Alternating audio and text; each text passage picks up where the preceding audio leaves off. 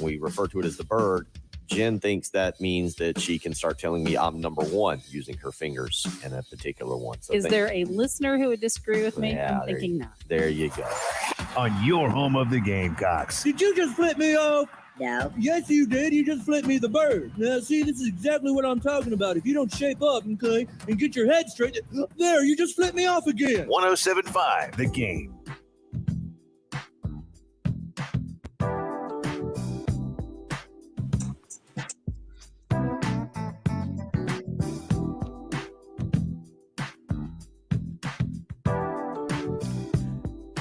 Welcome in on a Monday morning. Bill Gunner, Jen Jensen, and you as we get you off and running officially the middle of October, or at least as we've moved past it through the weekend into the back half. Hopefully you're only 2 weeks away from making sure you've got your Halloween candy ready. All those little trick-or-treaters will be coming to your front door, knocking on your door with their adorable little costumes, taking your free candy, hopefully Kit Kats and Three Musketeer bars and Snicker bars, and you're not giving out like Rolos or I don't know. What's the awful the awful Halloween candy there, Jen? The peanut butter crunches there that basically were made in the 1950s and are still the little white and black bars that were still hand out. You know what I'm talking about? The little crunchy bars that are about yay big. I'm trying to think of I'm thinking of those. More of the things that are wrapped in like orange or black. Those are awful. Yeah, like also made in the 40s. Thing, yeah, made in the 40s or 50s for kids back then, and they're still in circulation today, and they get used. Yeah, I know exactly what you're talking about. Like they're like Halloween fruitcakes. Yeah, it's difficult. Well, that's 2 weeks from today. Yep. If you haven't looked at a calendar or you celebrated, you're a Tennessee fan and you celebrated so much this weekend, you've lost track of what day it is. It is Monday, October the 17th, 2 weeks from the day after, I believe, I won the NASCAR pick. Oh, my God. So obviously, I say obviously, like everybody knows my life and everything that I do, but I had a very busy weekend as I do something else and do a parking lot and run a parking lot. Long story, don't need to go into it, but I did last night sit down and have a chance. Very controversial, huh? Bubba Wallace, very unhappy, I guess. And I read the story, Jen, of the NASCAR last night. This is not really where I thought we were going to start the show, but we'll start with NASCAR for just a second. Why not?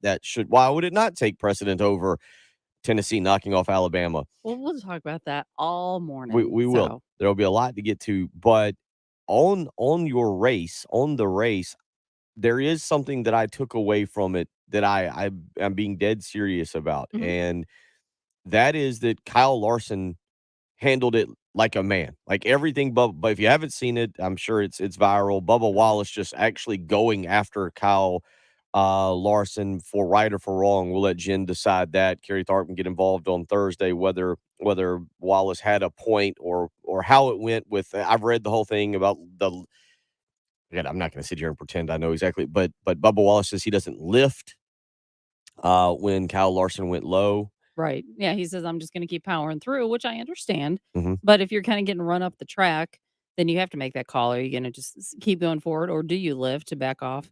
Because he did run out of real estate, and that is a racing move. Larson probably shouldn't have done it. But the retaliation was way not even comparable to what Kyle did.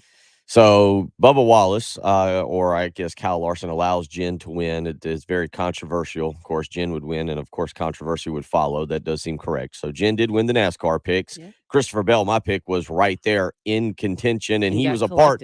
He was a part of what happened. So I did read. I did not see, but I did read about that. I did see throughout the weekend a lot of the college football, and yes, that big one. It was the weekend that I had deemed, at least up until now, the best one of the college football season.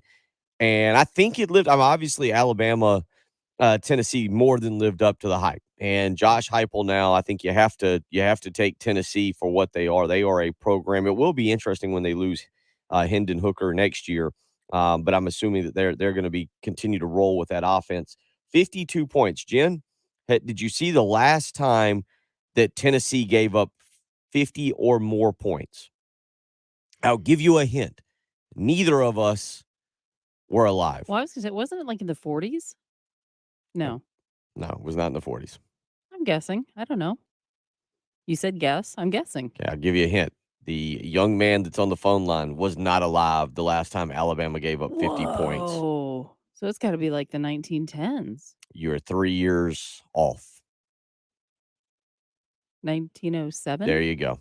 Wow. Look at you doing quick math. I Well, love that. that's more of the yeah, quick math. But yeah, wild game there in Knoxville. And I'll say this, there's a lot going on with college football, whether you like it, with realignment, with NIL, with everything, just college football in general. And I've said this before that I'm not crazy about where college football is going. I'm not like particularly thrilled about it, but that doesn't mean I'm going to stop watching it. I will not stop watching it. And the scenes this weekend across college football, the scenes in Ann Arbor, in Knoxville, and if you stayed up late enough in Salt Lake City for Utah and Southern Cal, shows you again that the passion is there for college football. It was a really, really great weekend of college football, and we'll get into a lot of that this morning, and we'll start to get you ready for South Carolina and Texas A&M, a game that will be pretty big here at Williams-Brice Stadium, 7:30 on Saturday night. But you had a lot of really fun, entertaining games, again, headlined by Tennessee's 52-49 victory over Alabama. The Volunteers move up to number 3 in the polls. You also had number 7 Southern Cal go down late in the evening. Utah knocks them off 43-42. Michigan pounded Penn State 41-17 there in Ann Arbor. Georgia thumped Vanderbilt 55-0. Clemson secures the victory. I think most of us were still surprised by that point spread. I took a chance on Florida State in our pick'em here on the radio program with Patrick Perrette because I didn't understand the point spread. I felt like maybe that might have been the lock of the year, though, and I felt like maybe Vegas knew something that the rest of us didn't. They didn't. Vegas knew nothing. Clemson covers with ease, 34-28 in that ball game. We'll get into some other scores and stats from the weekend, and again, we'll start to count you down to that South Carolina Texas A&M game, but there's no better way to start than with a little Gamecock Larry. Get him in here real quick. 803-404-6100 if you want to be a part of the program. Gamecock Larry, how you feeling this morning? I'm aggravated. I'm PO'd, and I'm going to tell you, Austin the Aggie, I'll talk about you later on in the week, maybe more the next day. I ain't worried about the Aggies right now. I am wanting to say, I'm going to state a fact, and if you don't like it, I'm sorry about it. But them referees in that Tennessee-Alabama game, 5 calls, I can call it out. Roughing the passer. 2 times they took the elbows and shoved him under Bryce Young's chin after the pass was thrown. 1 time face mask. Tried to give them 5 downs. I don't know what that was all about. But the worst one of all, the last pass interference. Okay, if it was pass interference, why didn't you throw the flag immediately when it happened? Why wait until the play is over about 15 seconds later? Why did you have to huddle up and ask who threw the flag and why? And why did you take off and run to the dressing room like a wet puppy? I'm going to tell you why, referees. You knew Tennessee was going to win that game if they played in it at all. That's about all I got to say. I don't like Heupel. I'll never like Heupel. He's got a ass-eating grin on his face. I don't like it at all. But they took that game from Alabama. I'm not a Bama fan. I don't care if they lose every game. But when they take the game from a team, and I can see it, I ain't crazy, and I ain't blind, and I ain't deaf.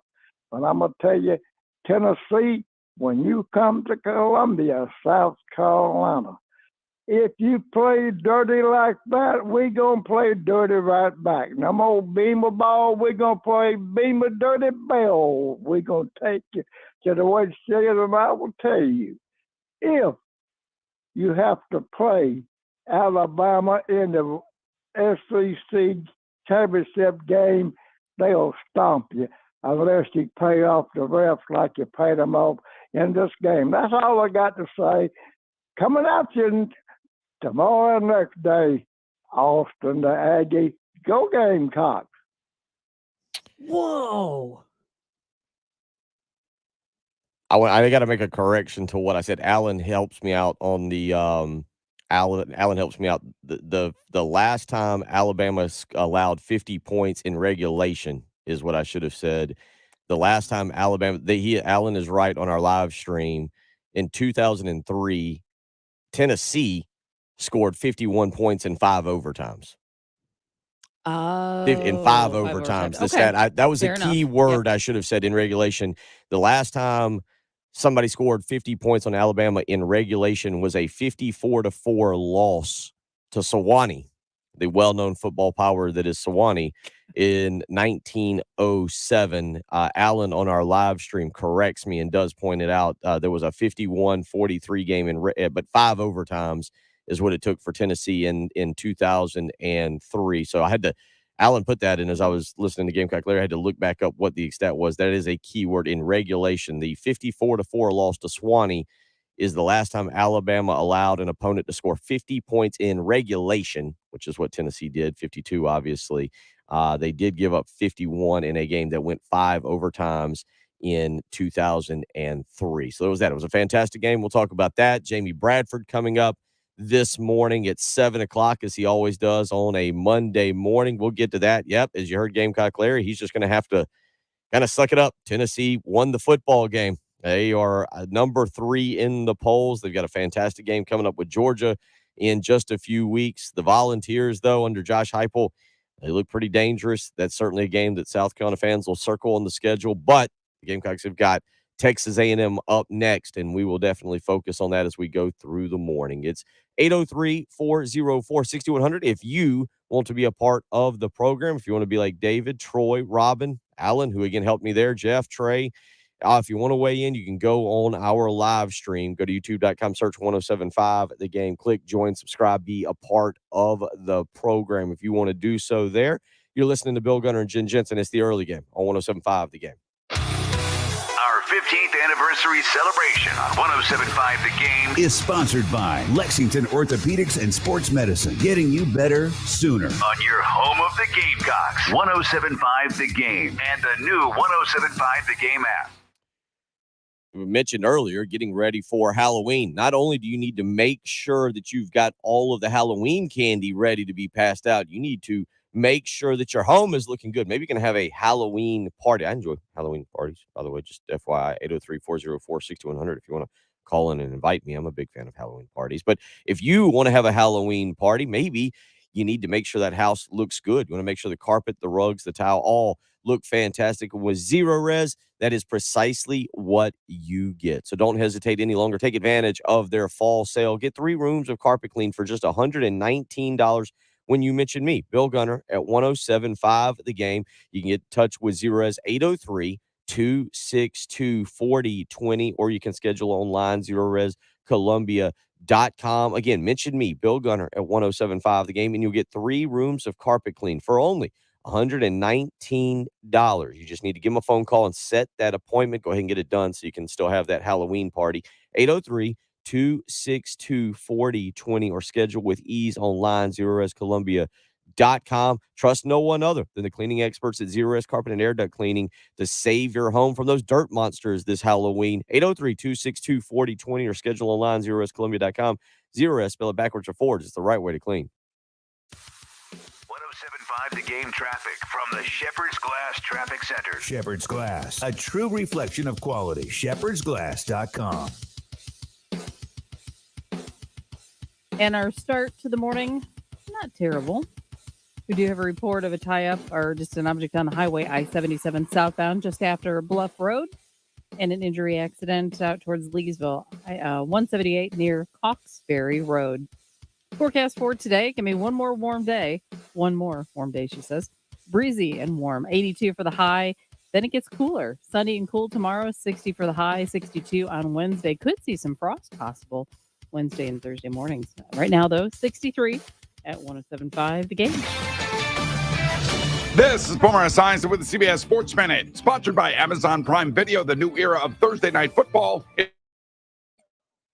Thank you for that, Alan. I totally forgot to mention regulation. Yep, 1907, the last time that Alabama gave up 50 points in regulation to the well-known football power that is Sewanee.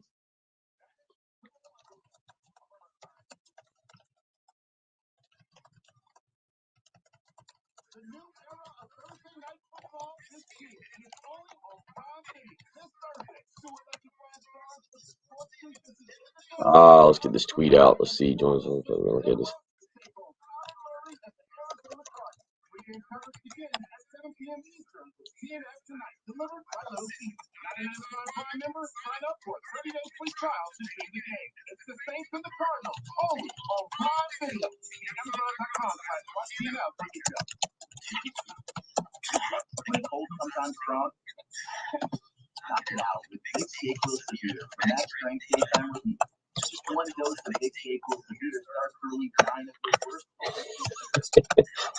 I've almost got all the coffee out of my computer from weeks ago.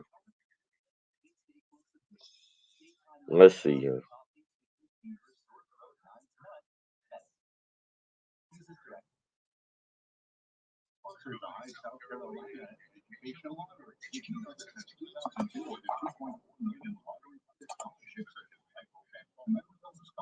Thank you.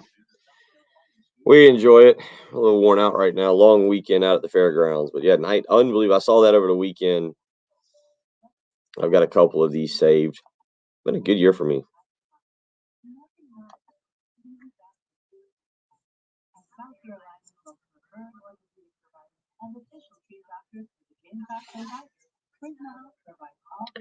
Yeah, that's a good question. Although some people would say, well, it's a Travaris Robinson defensive backfield. Maybe that makes people feel a little bit better.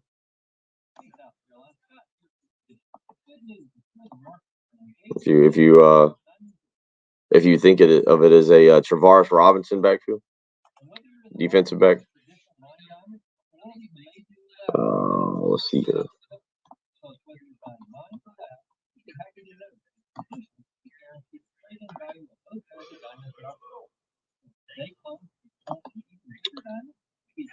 What am I trying to do here?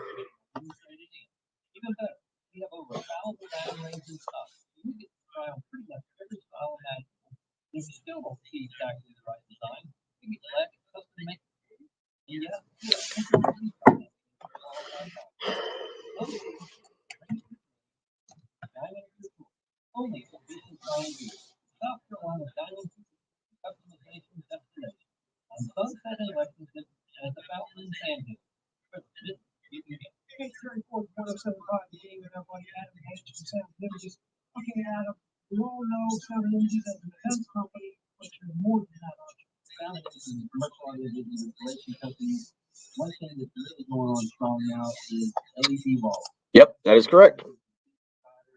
I'm surprised people are just now figuring that out. People act like it's some brand new piece of information. Of course, Jalen Hyatt is an okay wide receiver. He had a great game Saturday, but it's not like Jalen Hyatt probably wouldn't be starting here. He just had a great game on Saturday. And if he was here, I think we all know that he wouldn't be doing what he did. They wouldn't be getting him the ball.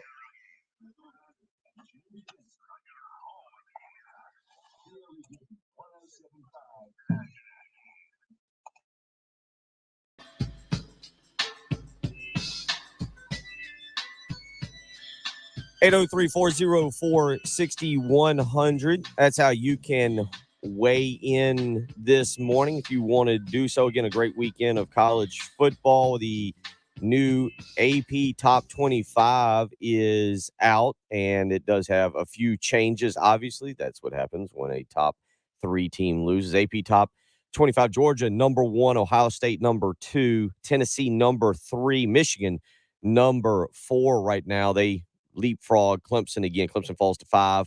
Alabama falls just to number 6. You can say what you want about Alabama, but it was only a 3-point loss. So the Crimson Tide hang right in there. They stay one spot above Lane Kiffin's Mississippi Ball Club that rolled over Auburn 48-34 Saturday afternoon. Give credit to Auburn, actually kind of hung around and made it more of a contest than I thought they would be. Brian Harsin, as far as I know, is still employed there. I really did not think that would be the case as we sat here on on Monday morning, but he is indeed still employed there at Auburn. So good for him. Good for him. But Mississippi wins and advances to 7-0 on the season. They will actually have a couple massive showdowns now coming up in the next few weeks. They get LSU this coming weekend, Texas A&M on the 29th, and then a bye week before a November 12th home date with Alabama. So we'll find out what exactly Lane Kiffin's ball club can do, if they're legitimate, just like we learned that Tennessee was this weekend, or if they're a little bit of a pretender. But they're up to number 7 in the polls. TCU defeated Oklahoma State, another top 15 showdown over the weekend. TCU jumped 5 spots into the top 20, into the top 10. They move up to number 8. So you've got some teams here now, and I'm sure if you're kind of like me, you like seeing. I think Georgia, Ohio State. I still think Alabama have kind of separated themselves. Maybe even Tennessee. I mean, I guess I want to see Tennessee continue to do it, not just for 6 games here in 2022, but for an extended period. That's why I put Georgia, Ohio State, and Alabama as above a little bit above everybody else, because we've seen that level of dominance not just for 6 games, but for 6, 7, 8 years. But the point being on that is Tennessee certainly moving up in that ranks. But it's good to see some other teams. TCU up to, again, number 8. They jumped 5 spots. They knocked off Oklahoma State. UCLA moves up 2 spots. They move themselves into the top 10. They are now at number 9. And you got Oregon. Remember, Oregon, we just completely wrote Oregon off as a team that after they got just drilled, after they got absolutely hammered by Georgia in that opener, we just moved on from Oregon, and here they are still hanging around 5-1 and now a top 10 team. So again, your top 10 right now: Georgia, Ohio State, Tennessee, and Michigan, the top 4. Clemson, Alabama, Mississippi, TCU, 5, 6, 7, 8, and then 9, 10 in your AP top 25 is UCLA and Oregon. Just a few other notes from the weekend. Kansas State moves into the polls. They're now at number 17. Penn State dropped 6 spots after their loss to Michigan. They fell to number 16. Cincinnati making a debut in the polls at 21. North Carolina debuting in at 22. And South Carolina, take it for what you want. Take it for what it is.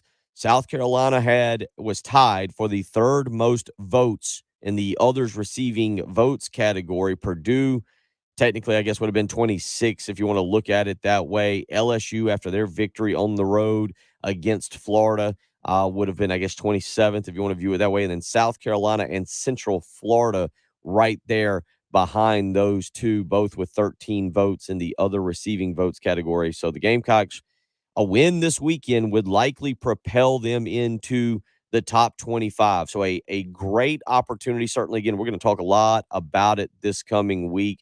Build it up. I think it's going to be a fantastic environment. And you always get those people who say, man, is this the biggest game since, or is this the biggest game win, or is this the biggest how?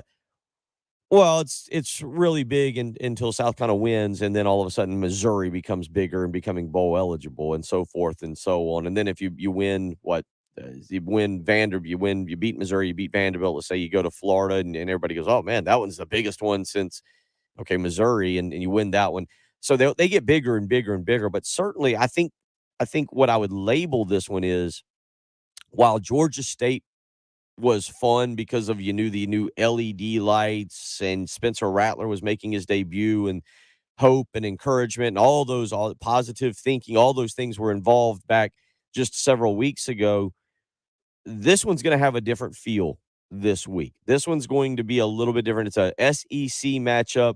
It's really, I think, a chance, because it's a night SEC matchup, to really showcase what Williams-Brice was. It's kind of interesting. It could potentially, again, all this could change, but it could potentially come full circle. It was Texas A&M who took the aura and the atmosphere away from Williams-Brice Stadium back in 2014, when Kenny Hill and Texas A&M came in and just went up and down the field with zero resistance against Steve Spurrier and Lorenzo Ward and that defense. And really just, I mean, at that point, kind of ended, I think it was the 18-game win streak that South Carolina was on at home. I mean, just snubbed it out right there. That night was a very, very wild experience for a program that for 4 years had not had something like that happen. And Texas A&M just that night really took it away. South Carolina can kind of put that little ghost to bed if they can go out Saturday night and you get the sandstorm going, you get the LED lights going, you get the fans and the white towels. The fans are going to be a huge part of Saturday night. Should be a lot of fun. And they can look over and look at the state fair lights, and oh my gosh, it's going to be a really cool atmosphere. It's going to be a great game. It should be. I mean, again, and that's kind of the point. So I don't biggest game, I don't know. But in terms of, I think, excitement, in terms of, I think, build up, because of what it would mean, a chance to snap this losing streak to Texas A&M, to get to 5-2. Again, I say all this because South Carolina's third in the others receiving votes category would probably propel them into the top 25. There's a lot there that would open the door for South Carolina to again continue to build upon and be very, very excited, very thrilled with how everything is going here in year 2 of Shane Beamer. It's a chance to continue to build. I would imagine we'll see as the week goes on. You can follow JC Sherbert and thebigspur.com, Helma Granahan. You can follow Gamecock Central and Chris Clark and Wes Mitchell. I'm sure they'll have the guest list out of all the prospects that'll be coming to Williams-Brice on Saturday night. So again, a great opportunity there for South Carolina and for the fans. 803-404-6100. We'll get out to the Love Chevy phone lines when we come back. If you want to be a part of the program, you can also text in. A couple of you weighing in. I'll get to those, including the co-pilot with a fashion suggestion that I think is going to make most of you cringe at 6:29 on a Monday morning. But don't worry, I'll put it out there and we'll see what comes back. 803-404-6100. You're listening to Bill Gunner and Jen Jensen. It is the early game on 107.5 The Game. Our 15th anniversary celebration on 107.5 The Game is sponsored by Lexington Orthopedics and Sports Medicine, getting you better sooner. On your home of the Gamecocks, 107.5 The Game and the new 107.5 The Game app. 107.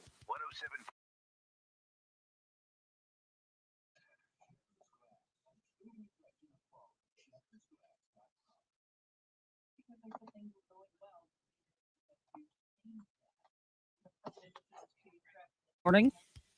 Highway 178 out towards Leesville, right near Cox Ferry Road. Have an accident there. Also, we're looking at, again, an object on the highway I-77 southbound just after Bluff Road. Car versus deer incident, Lost Branch Road at Highway 1. And your forecast for today can be great. Breezy and warm, 82 for the high, but we do have a cool down. Tomorrow's high only 60, so tomorrow morning you'll definitely want to be taking a jacket. It is 63 right now at 107.5 The Game. Hey, Gamecock fans, this is Danny Hood with I'm not saying he's a bad guy. I'm just saying, and Tillman's been out since week 3. The Jalen Hyatt had a good game. Thank you. Probably will change for tomorrow, but because Henry's still trying to kind of play commercial starter. Okay. Well, It's comfortable. well, yeah, and, you know,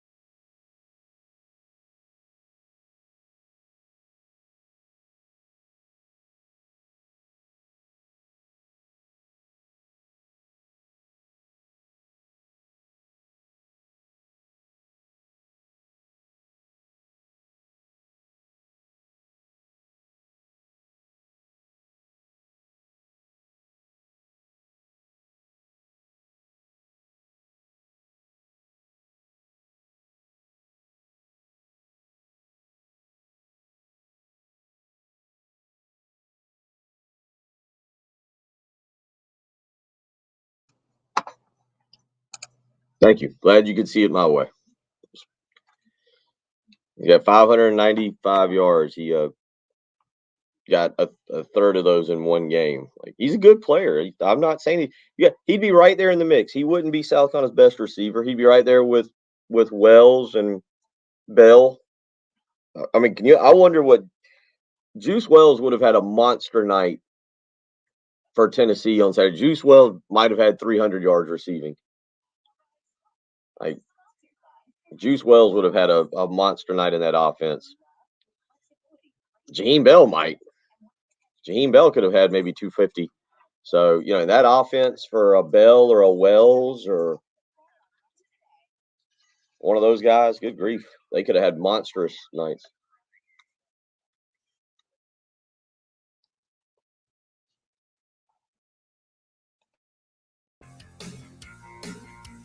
(803-404-6100). That's how you can weigh in this morning, be a part of the program. You can also go to our live stream. Craig, LeVar, Alan, Anthony, all up with us this morning, ready to go.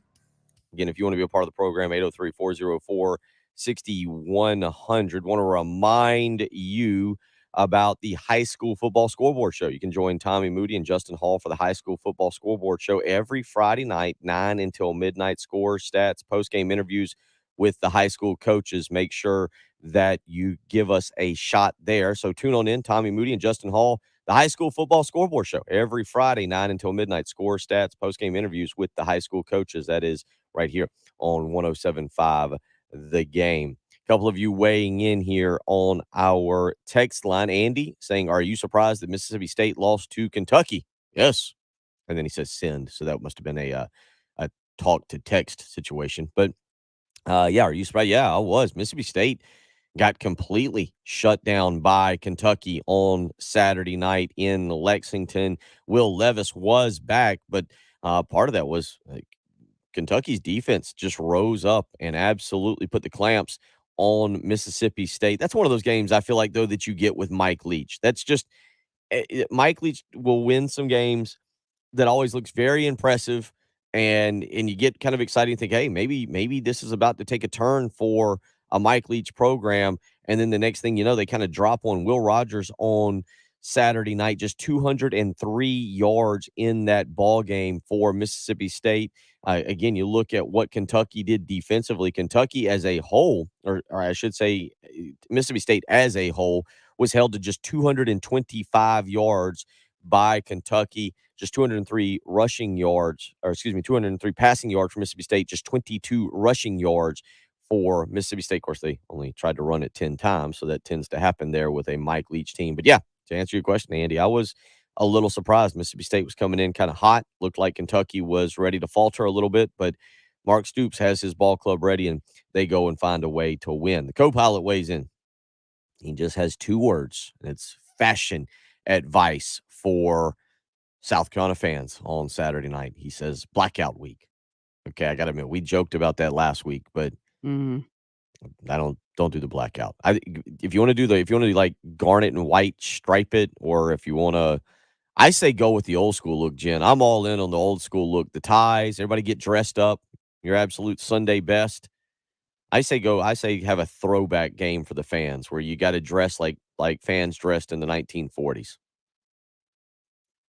Maybe have guys with the pleated pants and then the rolled up T-shirt, like the sleeves that, maybe even a 50s look. What's where the it's like hat? saddle shoes. What's the hat? I don't know fedora? how to not a fedora, but more of kind of like I'm not real sure what it is. Like I'm wearing a hat. It's got a little bit of a bill on it. Like I've seen some golfers wear them. I'll have to look and see. You know what I'm saying? I'll have to go back and find some pictures here. We'll continue working on this, but I don't think they could wear knickers to the game. There you go. See that you wear that hat most of the time with knickers. Yeah, I think Payne Stewart was the one that used to wear it. I say we have a throwback night. Knickers for all. You could have garnet and white, like long socks to go instead of the Argyle socks. Well, you could do Argyle with garnet and white. Larry on our live stream says a beanie. I don't know if it's a beanie, but yeah, we get the point. That's just my suggestion. I'm gonna push the throwback. Well, how look. about you start the trend? It's like I gotta really focus on getting dressed before I arrive here in the morning. Well, it's radio. but for the game, like you could actually model this. Like, go ahead and put your outfit together. We put it out. It'll become huge on social media. Okay, there we go. All Mhm. right. 803-404-6100. Either way, it should be a really good atmosphere. Out to the Love Chevy phone lines we go. Richard wants to weigh in on that atmosphere. Richard, how you doing this morning? What's on your mind? Good morning. How y'all doing? Good. Can you hear me okay? I got you. Hey, I'm not a Tennessee fan, and as great as our atmosphere is, they have been showing the world how to do college football the last few weeks between their outside atmosphere and their fans. They make everybody else look like pretenders right now. We need to take an example from them and show up Saturday and just be off insane. It's got to be insane. You saw how their crowd was. I mean, we need to take a lesson from that. Don't you think? Yeah, and I think it will be. I don't think. Thank you for the phone call, Richard. I don't think that there will be any question that Saturday night. It's supposed to be great. We've talked about it Mhm. last week. We did the weather report, and it was 14 days out or whatever, Yeah. and Right now, now it's looking like 75 yeah, during the day. So it's night game. Yes, the fair will be in town. Plan accordingly. I don't know how that affects people's parking and tailgating situations. I don't know if the fair. I know sometimes in the past when the fair's been in town, I think the fairgrounds maybe will all of a sudden. Uh, Say that you can't have tents out there or maybe grills. I'm not sure. I've never tailgated over in the fairgrounds, to be honest with you. But with all that being in mind, I think it's going to be an incredible. I mean, this is a fun game. Like for the Muschamp era, at the end of the Spurrier era, obviously 14 and 15 really sucked the life out of the atmosphere around Williams-Brice Stadium. And then people tried. I think they tried to get on board. I remember Heath Klein and I being out for I think in 2017 for the Kentucky game. South Carolina had beaten North Carolina State and beaten Missouri on the road. And it was a game in which South Carolina, where I think the All-Black Debo Samuel caught a slant on the first play of the game and went 75 yards, and the place exploded. And just for whatever, South Carolina could never kind of build on that home momentum. Shane Beamer and the administration, give credit to what the administration has done with putting the LED lights in and kind of continuing to fix up the stadium and make it a great place. This is a game that can really be showcased in that manner. That a lot of people, I think it's going to be great. I think you're going to have folks out there. I think it's going to be a great environment. I don't know where I'm looking real quick at just what the rest of the SEC is this coming weekend and how it may match up with what game day could do. I don't know if you would end up getting maybe potentially the SEC show with Feinbaum and Laura Rutledge, and I got to admit I don't really ever watch that. You got Mississippi State at Alabama and Ole Miss at LSU. Given that the game's on the SEC network at 7:30, maybe to your point there, Richard, maybe the SEC traveling show decides to come. I'll see if I can find that. I don't know if they ever put that on their Twitter account. I didn't think to look until just now as I kind of mentioned it, but maybe you get Feinbaum and the whole SEC crew to come to Williams-Brice and be here and maybe help energize the crowd just a little bit more for the morning show. Again, a lot there. We'll see. We'll continue to talk about it throughout the week. Jamie Bradford coming up in about 17 minutes. We'll get to him and get his take, not just on what you've got here from the weekend, but what you've got coming up this coming weekend. 803-404-6100. You're listening to the early game on 107.5 The Game.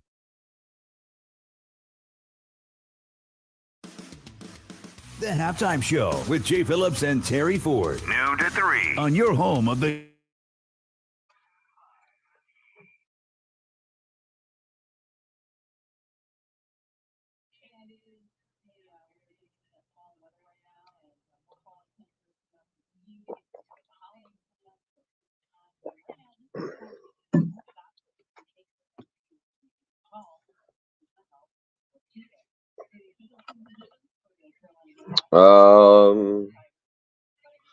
Is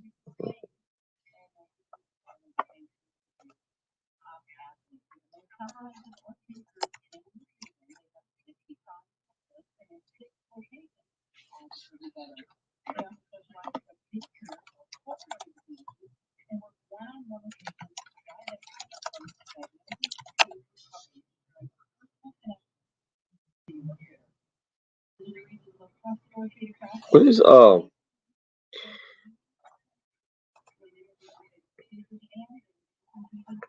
generation of orthopedic physicians. Oh, I had that one. David, where did you see that? Where do you follow that? I've never even thought, this is the first time I've ever even thought to look, because I knew game day wasn't coming to South Carolina.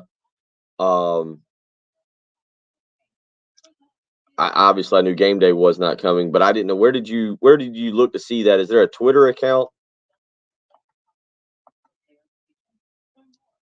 that you found that on, or did they announce it somewhere and I didn't see it on their what's their Twitter? Is it on? I was actually trying to just look for what is the name of the show? I never watched that show.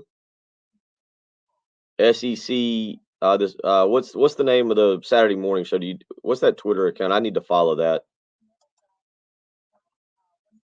It's not just, I assume, or is it just on the SEC? That actually would have to be an ESPN, I guess.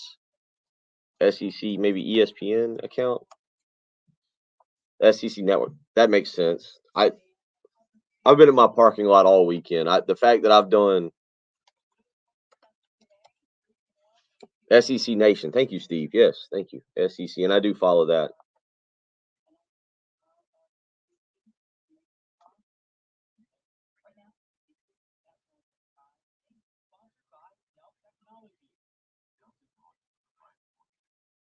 Yep, Baton Rouge. I see. Okay. I'll have to start paying attention to that more with that. Yeah. Appreciate that. Yeah, look at this. See, this is why we're a team. It's all good there. Good job. And it's SEC Nation. Yeah.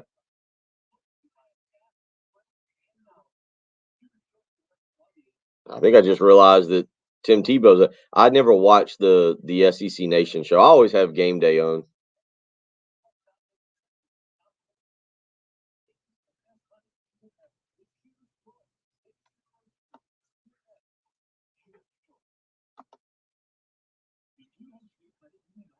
That makes sense. CBS, yeah, that makes sense.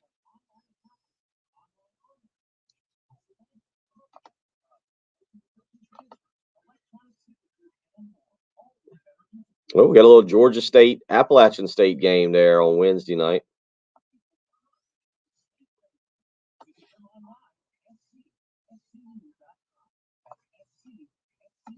Yeah, I've watched it. Where's this at? I don't think it's better than game day. I like game day. I mean, I know I'm gotten to be more in the minority on that, but I really like game day. I mean, I say really like. I don't like fix food or coffee and sit there and watch it. I have it on as I'm trying to do dishes. So my dishwasher is broke. Something's going wrong with the dishwasher. But anyway, I say that. Yeah, I just never get into that SEC Network show.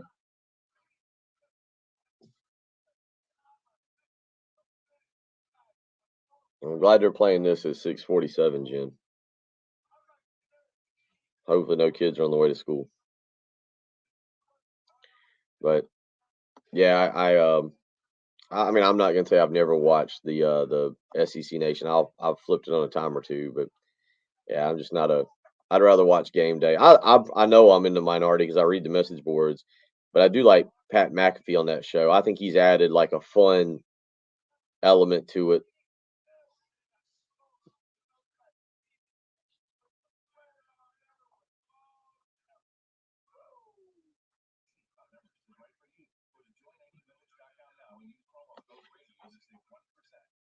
Yeah, the Eagles were up when I went to bed. The Eagles were up 20-0 today. I'm going to assume the Eagles finished pantsing the Cowboys.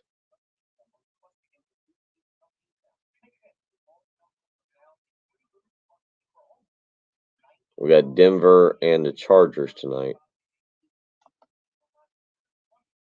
Yeah, 26-17. Cowboys made a bit of a comeback.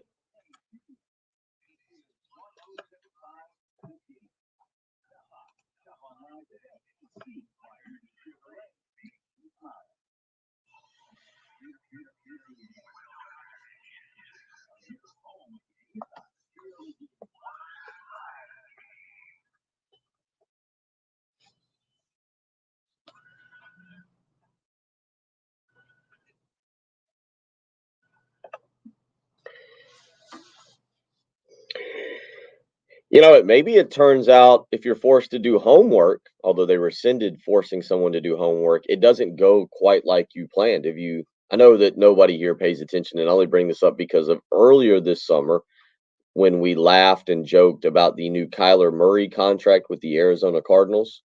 And remember, 4 hours of how was it? It was homework, 4 hours of homework, or basically he needed to do on his team issued iPad, I guess, or whatever. Well, if you haven't paid attention, the Arizona Cardinals, Cliff Kingsbury, Kyler Murray, offensively, it's been a little bit of a struggle. The 9 point they lost yesterday, 19-9 to the Seattle Seahawks. They failed to score an offensive touchdown for the second time this season. Didn't convert on 3 fourth downs in field goal range. The 9 points were tied for the second fewest under Cliff Kingsbury. The Cardinals have yet to score 30 points this season and have reached 400 yards in a game just once. And again, I only bring this up because we are talking a lot of college football here, and we'll talk more of it coming up in about 10 minutes with Jamie Bradford. But yeah, I bring this up because of the Kyler Murray homework clause that was later rescinded in his contract earlier this year, and find that kind of funny that you talk all this about, all right, Kyler Murray needs to do this, and we're going to give a new contract, so he's got to do that. And now the offense for the Arizona Cardinals is kind of stagnant. And again, just through 6 games, they're 2-4 on the season. They've reached 400 yards just once. Not a good way to start for the Arizona Cardinals.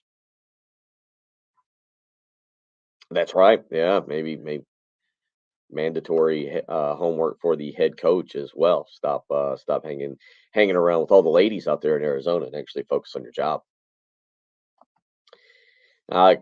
Carolina Panthers were in the news yesterday, not really for the right reasons. One, they lost 24-10 yesterday, but also they decided to kick out Robbie Anderson, or Steve Wilkes, the head interim coach there for the Panthers, kicked Robbie Anderson out of the game late in the third quarter.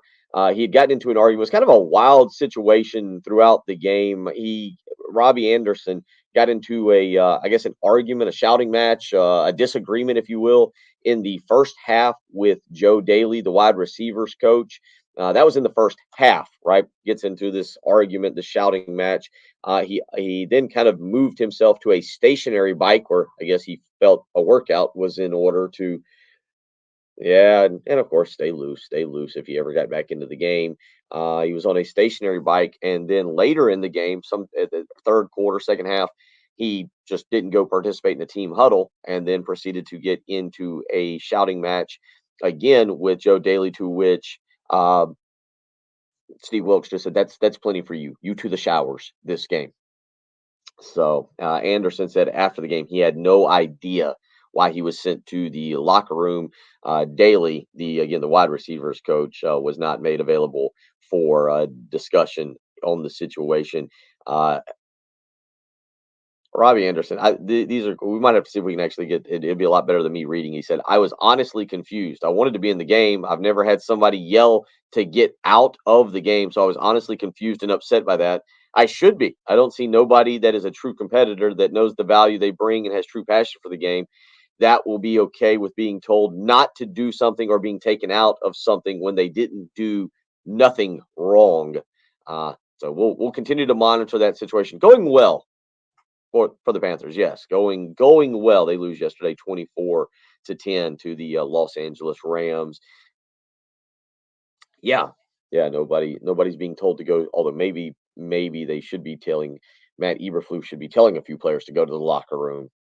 Maybe help y'all a little bit more. But so that was a little bit in the NFL yesterday. Last night, we only mention this because I know so many of you are Cowboy fans out there. It didn't go well for the Cowboys.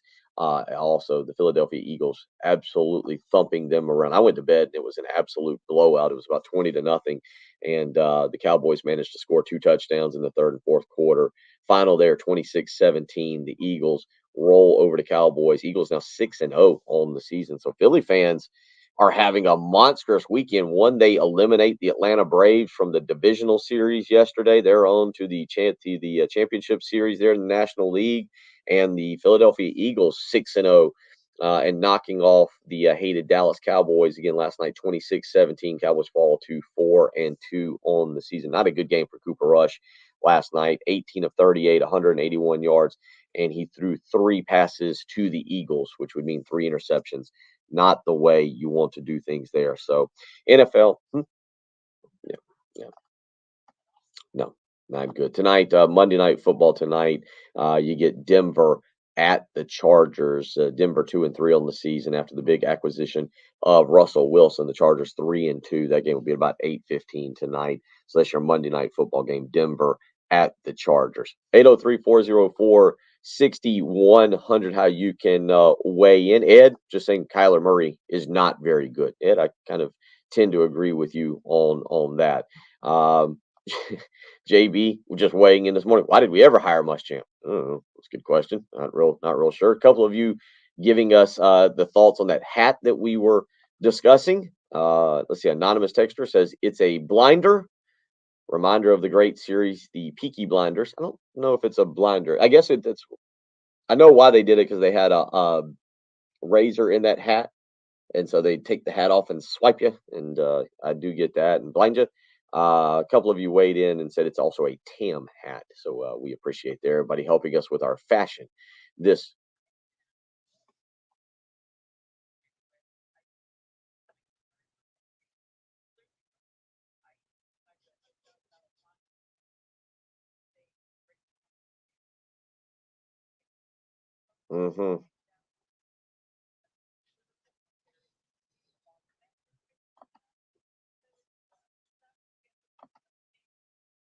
Hey, can't get money if you don't ask.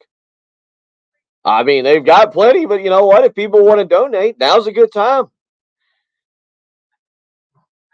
The old strike while the iron is hot adage plays in really well right here. Hey, now's a good time. Fans are fired up. Maybe they'll give us some more money. Why not? Go for it. There you go. See? Yes. All right. There's your hour number 2 with Jamie Bradford. We work on breaking stuff.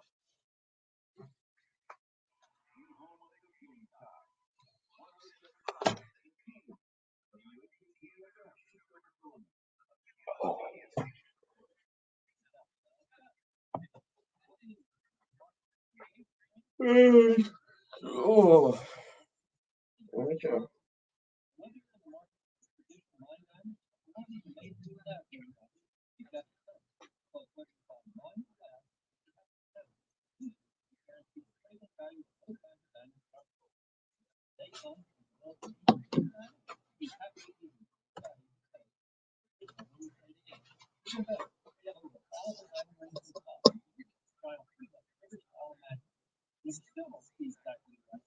Glad to custom make it for you. Real quick, JHK. I mean, I don't know. I feel like I never know what South Carolina team's going to show up. The good South Carolina team might beat BYU. That's so hard, because South Carolina, I have zero clue what team is going to show up on Saturday night offensively and kind of defensively. But good luck at the office. Thank you for being a part.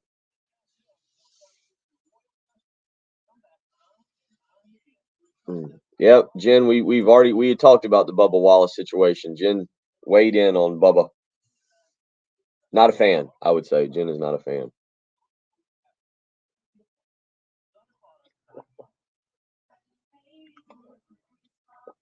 Ugh.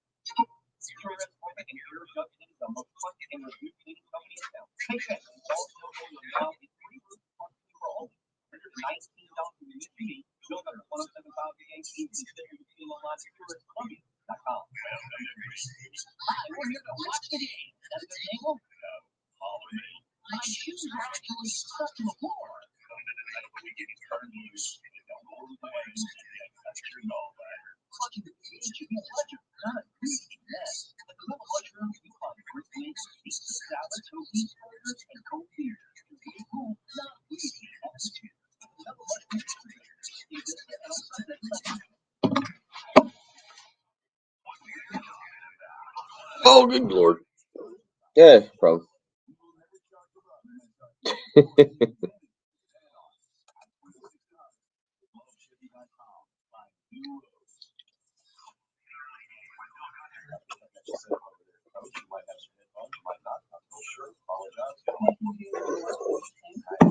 Well, I got you.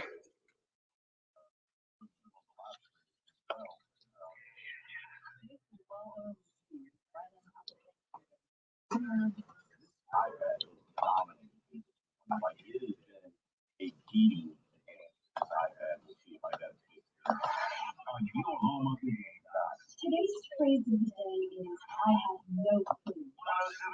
If you say I have no clue, this means I don't know. In fact, I don't even have any idea.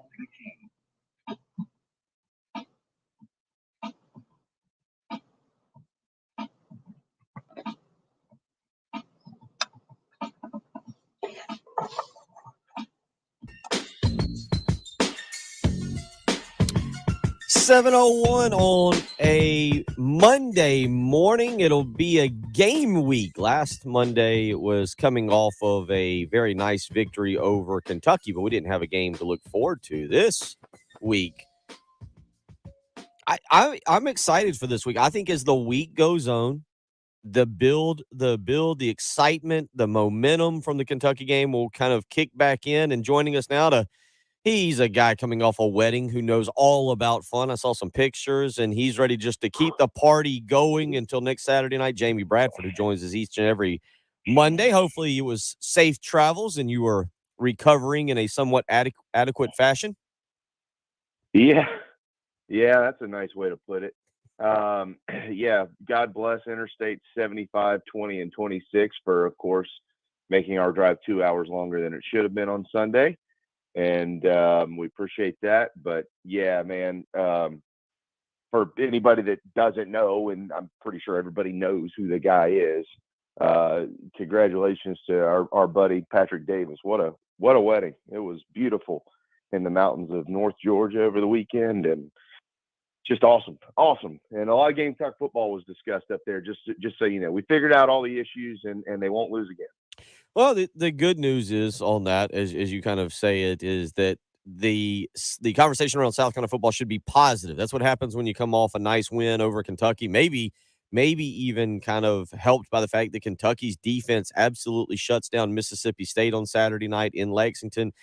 Say what you want. South Carolina, okay, yeah, fine. They didn't beat Will Levis, but who cares? South Carolina beat Kentucky and did so in a pretty dominant fashion, to be quite honest. So it makes things a little bit more positive and gives us a little bit more energy. I think I don't know how you label it, Jamie. I've said this to open the show.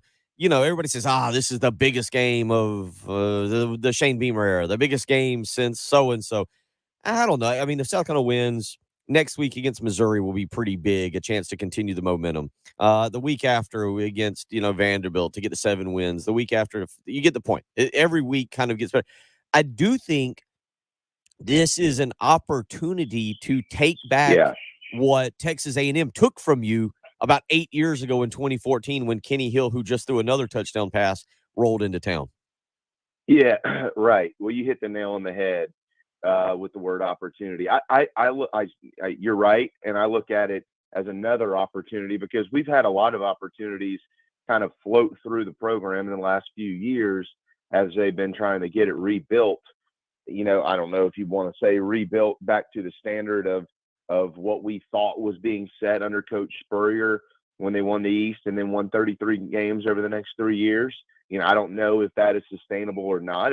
Certainly the history of the program says that it is not, but we don't know that. But it's just another opportunity because what we've seen, Bill, obviously, if you all right, go back to 2017. All right, so Coach Muschamp gets them to 9 wins, right? They beat Michigan, and you're like, and then all those that weren't believers in Will Muschamp all of a sudden are like, well, now wait a second here. Okay, maybe he's got something. Maybe they knew what they were doing when they actually hired this guy. Maybe my day job as being an insurance agent doesn't mean that I actually know more than other people in athletics. And then 2018 rolls around and they've kind of got it going, and then they fell flat on their face at Florida after they were up big. Remember that game? They blow a 21-point lead or whatever it was, 17-point lead. I think it was 31-14. They blow the lead and they lose the game 35-31. And then they start to decline. And then you get that bowl disaster up in Charlotte. And then 2019 kicks off and it's not really good, but then they upset Georgia. And then they just kind of fall apart from there.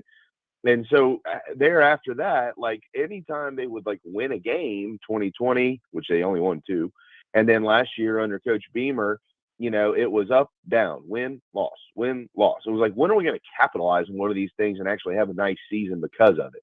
And so now you're at 4-2, coming off a top 15 road victory at Kentucky, and then Kentucky beats Mississippi State. Will Levis aside, Carolina controlled the line of scrimmage on both sides, and now I don't know if anybody's paying attention to this or not, Bill, but they're knocking on the door of the top 25.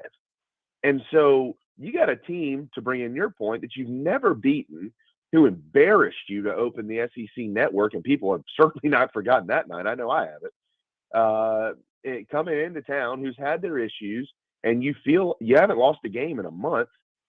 Like, is there some mojo here? Because if you win the game, Bill, it's not like you have to turn around and play Alabama or Tennessee. You're playing Missouri and Vanderbilt. So fans all of a sudden are kind of opening themselves up once again of maybe what could be. And we'll just have to see what happens on Saturday night.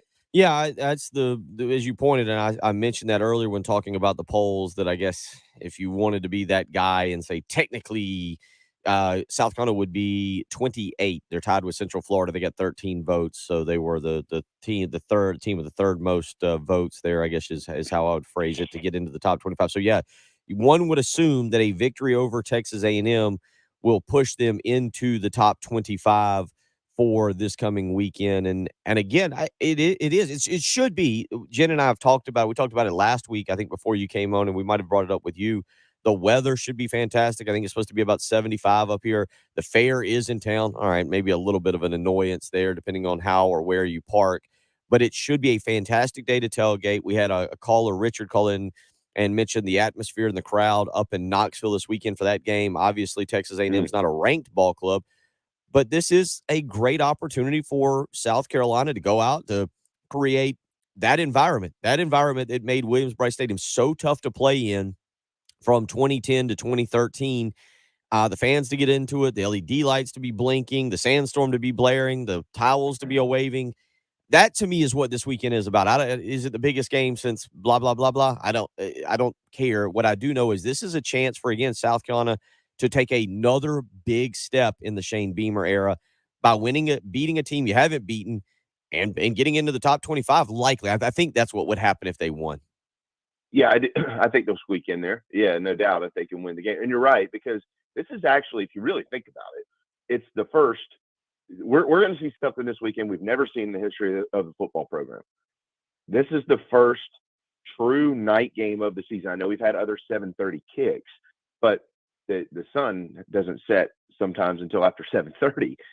The sun will be set at 6:50 on Saturday night. So this is a true night game. So for the first time ever, you get all the glitz and the glamour and all that junk that they added to the ballpark truly at night, like from before kickoff and right on through. So we've never actually seen that in the dark of a Columbia night. And to your point, and I'm not predicting this. That's not what I'm getting at. I'm just talking about it from the fan side of things, from the fans' point of view. There are people now kind of waking up Monday morning, or maybe they figured this out last week. Well, now wait a second here. I had a guy say to me this weekend, and he's right. if you win this weekend, you're expected to beat Missouri and you're expected to beat Vanderbilt and Nashville. And all of a sudden you're at 7-2 going to the Swamp, boys and girls. Now, we've been around this program a long time, Bill. You and I haven't been on the earth as long as it's been around, but we certainly feel like we've been around it for about 130 years. When South Carolina is expected to do something, generally that doesn't work out that way. So let's kind of hope that's not the case. Let's take it game by game and see what happens. But for people who have been energized by Coach Beamer and they're excited that the program's back on, hopefully getting back to solid ground, now all of a sudden you really could look up and see major strides with a hell of a winning streak if you can win this weekend.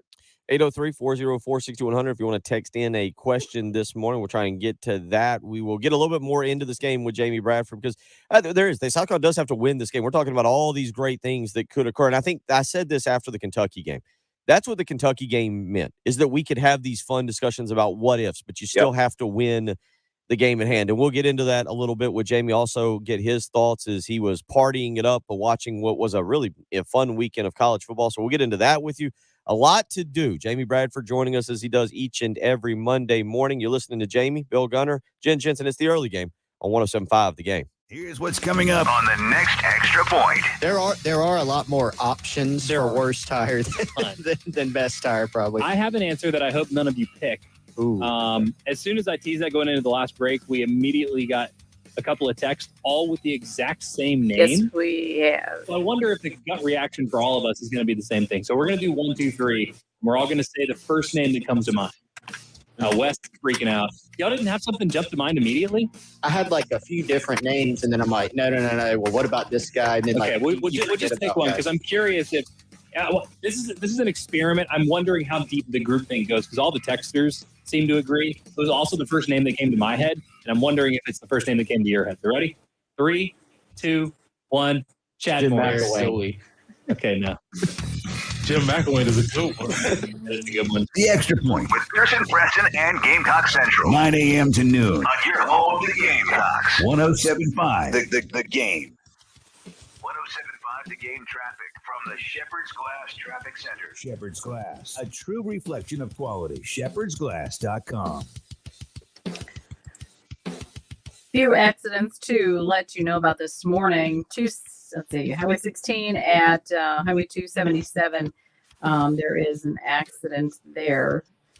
So they basically outlined at 277 an accident. Also, you will find a tie-up I-77 northbound before exit 24. There's just a disabled vehicle, but a little slowing down there just for people to kind of see what's going on. Report of an object on the highway I-77 southbound at Bluff Road and Lost Branch Road at Highway 1. A report of an accident there. 82 for the high today, breezy and warm, and then we get a cool down. Overnight low is going to be about 47 degrees, so going to want a jacket tomorrow for sure, at least to start your day. But our high tomorrow is 60, 62 on Wednesday. Right now, not bad. It is 63 at 107.5 The Game. This is Boomer Science with the CBS Sports Minute, sponsored by FanDuel Sportsbook. Buffalo was yesterday's biggest winner. Von Miller was a difference maker for sure against Patrick Mahomes, while Philly remained the lone unbeaten after destroying Dallas last night. The Jets and Giants proved they're no flukes, while Atlanta caught San Fran at the right time. If I can figure out how to mute it, I'll talk. Trubisky in relief beat Tampa Bay. I'm Boomer Esiason.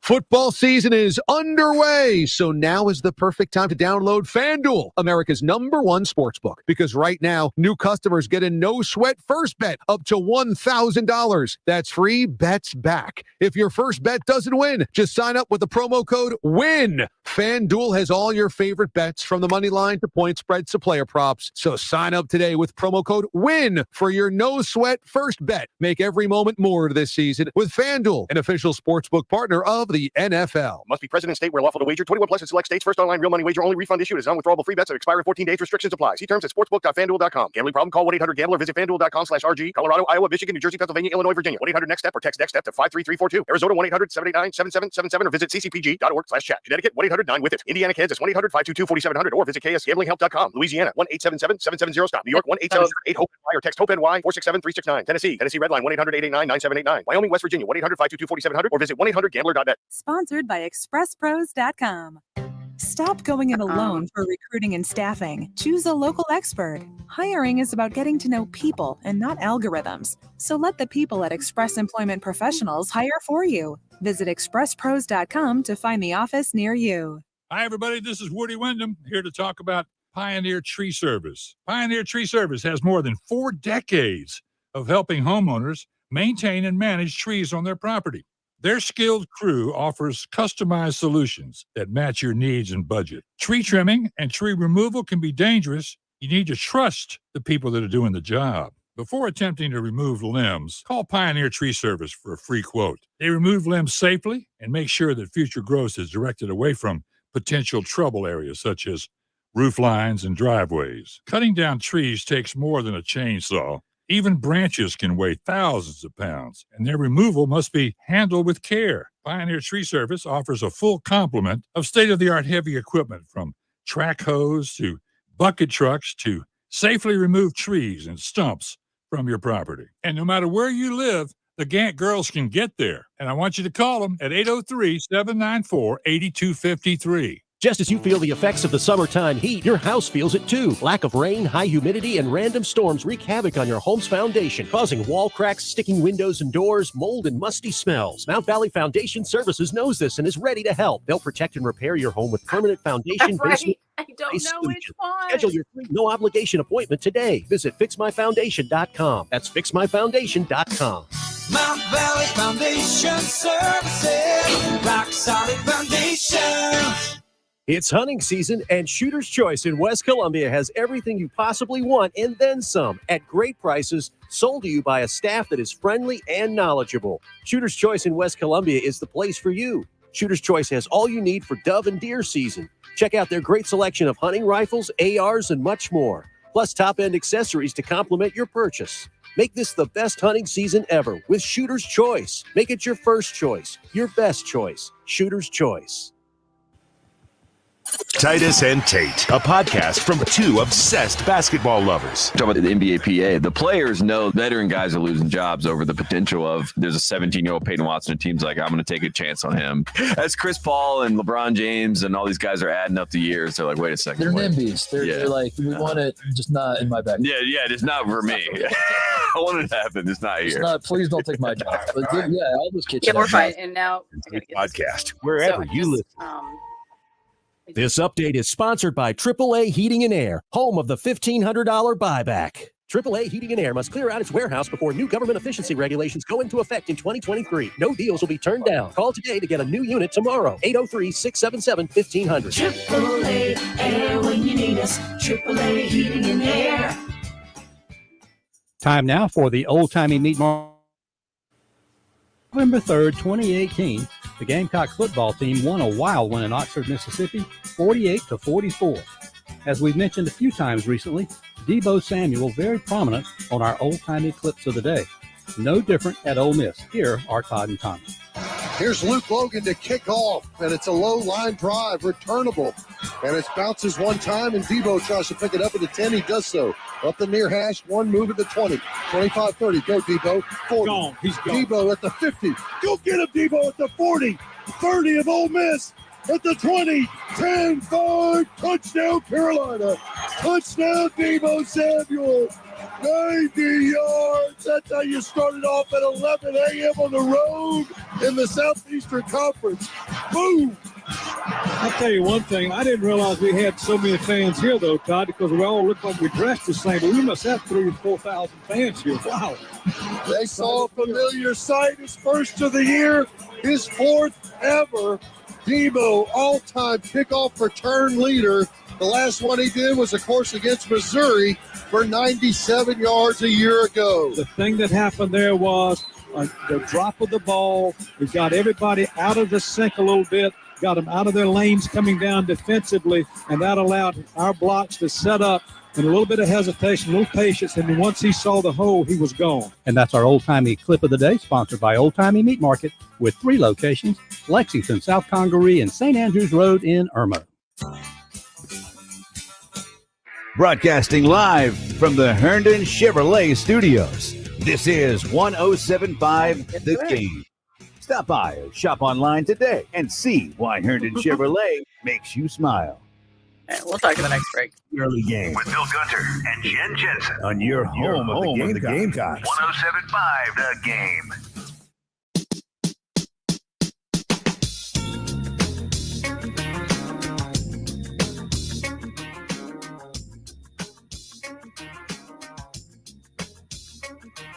Keep listening this week for your chance to win a pair of tickets to see South Carolina take on Texas A&M Saturday night, Williams-Brice Stadium. Carolina Honda Powerhouse ticket giveaway. Carolina Honda Powerhouse, your source for Honda Power Sports. Make sure you visit them on the web, carolinahonda.com. So we'll have some tickets for you in what should be a phenomenal atmosphere. I'm excited about it.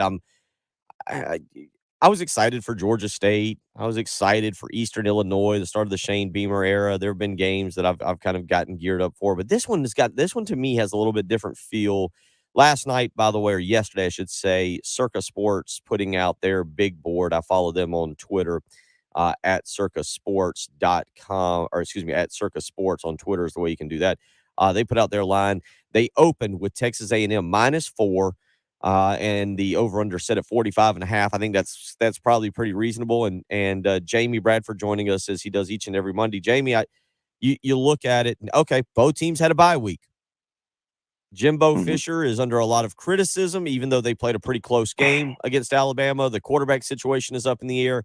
South Carolina's got, as you mentioned, a lot of momentum. It's going to be interesting to see how South Carolina has been able to game plan offensively and defensively with an extra week to prepare for what Texas A&M does, and kind of vice versa. The first game that they played in 2014, Bill, I know Carolina was favored in that game because they were, at that point in time, ranked 9th in the country entering the season. But since then, have they ever been favored over A&M? And if not, has the line ever been closer than this when it opened? Do you know? I will look that up here. The answer to both of your questions is I'm going to go no, just initially. South Carolina, I believe, in 2014 was either a 9 or 11 point favorite. They were right there at the 10-point favorite. I don't know what it closed at, but I'll pull this back up and see if I can find something from the past. Okay. Yeah, I was just curious. I mean, it doesn't mean a ton to me, but I mean, I was just curious because it's kind of a tale of, I mean, I don't know. I think we might look back. Hopefully we'll look back and say that this game was played when it was two teams kind of intersecting in opposite directions, right? Like what you're hoping is that we're seeing the incline of Gamecock football. And I mean, A&M is so good and so talented, but are they on a decline? Like what's going on over there? I mean, I get the quarterback situation. I understand that. But I mean, overall, even when Max Johnson was in there, or whatever the other kid's name, Haynes King, I mean, how'd they look to you? I mean, did they look like they should look in year, 4 of the Jimbo Fisher era? Because they didn't to me. So, you know, I'm just not sure what's going on in College Station. I mean, is Jimbo Fisher, you know, did they put all their eggs in this basket a few years ago prematurely? I mean, right now you could basically make that argument. I mean, but certainly a couple of years ago, you didn't think that this would maybe be the case or be possible. Like, and I'll say this too, if I kind of toss it back to you. I don't have a soft spot, Bill, in my heart for teams that are having quarterback issues. We've had quarterback issues a lot at South Carolina. Nobody ever cared about that. So why the hell should I care that Kentucky's got quarterback issues, or A&M might have to start a true freshman this week? Well, South Carolina started a grad assistant last year. You know, like, okay, so what? I mean, you still got to go play the game. I don't feel bad for you. Like, you should be good enough to continue to play well. I mean, and let's keep this, you know, A&M's lost 3 games by a total of like 11 points this season. It's not like they're getting the brains blown out, but I mean, still, it's like there's all these excuses that pop up when teams that people, and especially in the media, think, well, they're going to be really good this year. Oh man, I got those quarterback issues. You know, there's a lot of teams that have quarterback issues, but y'all don't ever give them a free pass.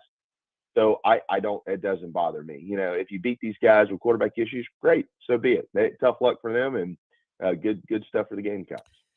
Look, if South Carolina gets to that point where they're good enough and you have higher expectations and they have quarterback issues, then I think that then maybe that becomes a reasonable discussion. South Carolina hasn't been good enough to really throw the quarterback issues in there. I mean, you are right. The quarterback situation has been wild. Look, the bottom line on this is really that South Carolina has a chance to kind of speed up the rebuild. They're recruiting well. Yeah, you can look at 24/7 Sports, you can look at 0-3. The recruiting is coming along. The way Shane Beamer does things, the way he's able to build relationships, the recruiting is building, but you have to have some results there to go along with the recruiting. Recruits have to see something. Mazeo Bennett committed to Tennessee last night because of results. He has a great relationship with Justin Stepp. Really like the South Carolina program. But the results from the Tennessee offense, what he's seeing wide receivers do with that program, and what he's seeing on the flip side of things with South Carolina is why he committed. It's a results-oriented business. At the end of the day, what you just said. If South Carolina is able to win this game and go on to have a nice season, win 8 games, and go to a bowl and maybe win 9, who knows? No recruit will show up for an unofficial visit in February and go, well, you won 9. But that A&M game, they were on their third-string quarterback. I'm going to need to see more. Kentucky, I've never heard, and I covered recruiting with JC for a long time. I have never once heard a recruit tell me that. And so that's kind of to what you're saying and to our point. You take what you get right now. Hey, if Texas A&M is down to their third-string quarterback, so be it. Beat them by 30. Who cares? Win the game in advance and continue to build the momentum. But you didn't feel that way for the Kentucky game, though. You said you didn't want the backup quarterback. You wanted to win, honestly. Not me. I didn't say that. Oh, I thought you did. Okay. No, that was some other people. No, I'd win because what we're doing, this is fun. Sports talk radio is fun. It's an easy job. A lot of people could do it, right, Jamie? We've done it. Like, it's not a hard job. You come in and talk. Everybody thinks they can definitely. Also true there. Everybody, I've read the message boards on that too. Everybody thinks they can do it. Yeah, but I say that because it's more fun to the Monday after the Georgia game is one of the easiest shows I'll ever do because you just open up the phone lines and you make sure you remember the phone number and you say it out loud and people call in and they're really upset. But this is fun because there is an excitement. If South Carolina had lost to Kentucky and they're 3-3 and the offense had been stagnant, we're not getting excited about this game this weekend. We're not building it up a little bit. We're not seeing a chance to continue to build momentum. Well, that's not what happened. South Carolina won the game. Who cares who was playing quarterback? Who cares who was playing defense? South Carolina was banged up on their own. There will be excitement this weekend. Saturday night will be absolutely electric. I will go as far as to say it may be the best environment at Williams-Brice Stadium since that 2014 game when Texas A&M came in and the SEC network started. It may very well be because I think there is, for once, Shane Beamer has a different level of excitement, Jamie, that you've seen and covered than Will Muschamp ever had. Muschamp was trying to win. I don't think he was trying to make $15 million by being a complete and utter failure. Shane Beamer just brings a different level of energy and excitement to the program that fans can kind of latch on to, and that should be on display on Saturday night. Yeah, well, I mean, I was on with JC on, I don't know when, this damn wedding this weekend's ruined me here. Last Wednesday. And I mentioned to JC and Phil, I said, guys, this hopefully the game follows suit. But what I'm talking about is the week itself, and certainly Saturday. This is what Coach Tanner envisioned when he hired Shane Beamer. I mean, he's seen it. Coach Tanner's been here since 1996. I mean, he's been around Gamecock football, just as much as he's been around Gamecock baseball for the last 25 years or whatever it's been, 30 years, almost 30 years. Mm-hmm. So when he hired Shane, like, he knew, him and Chance knew, okay, we got to get a guy who, number one, is a good football coach, certainly. But we also have to bring a guy in here who can bring back Gamecock football, like the way that we understand Gamecock football. And Gamecock football, Bill, you've been around it your whole life. I've been around it my whole life. How many conversations have we had with people in our lives who've never been to a game? And we say, oh, you just don't understand until you go. And then you walk in there and you look around and you go, this is really incredible. I mean, I go back to when I was a kid and there was, the farmer's market was falling apart and all these warehouses, and you could park underneath the stadium. And when you walked out after the game, if you weren't careful, someone was going to back over you and honk their horn and all those type of things. But when you walked in that ballpark, it was just different, and you could feel the energy day in and day out. And then we had the life sucked out of this program for a few years, unfortunately, and now it's back. And this is what they envisioned. We've got to bring this back, and hopefully not only is that back, but hopefully it's back to stay. We'll see. Might have a totally different conversation next week, and hopefully the actual 4 quarters of football on Saturday night follows suit with what's going to lead into it.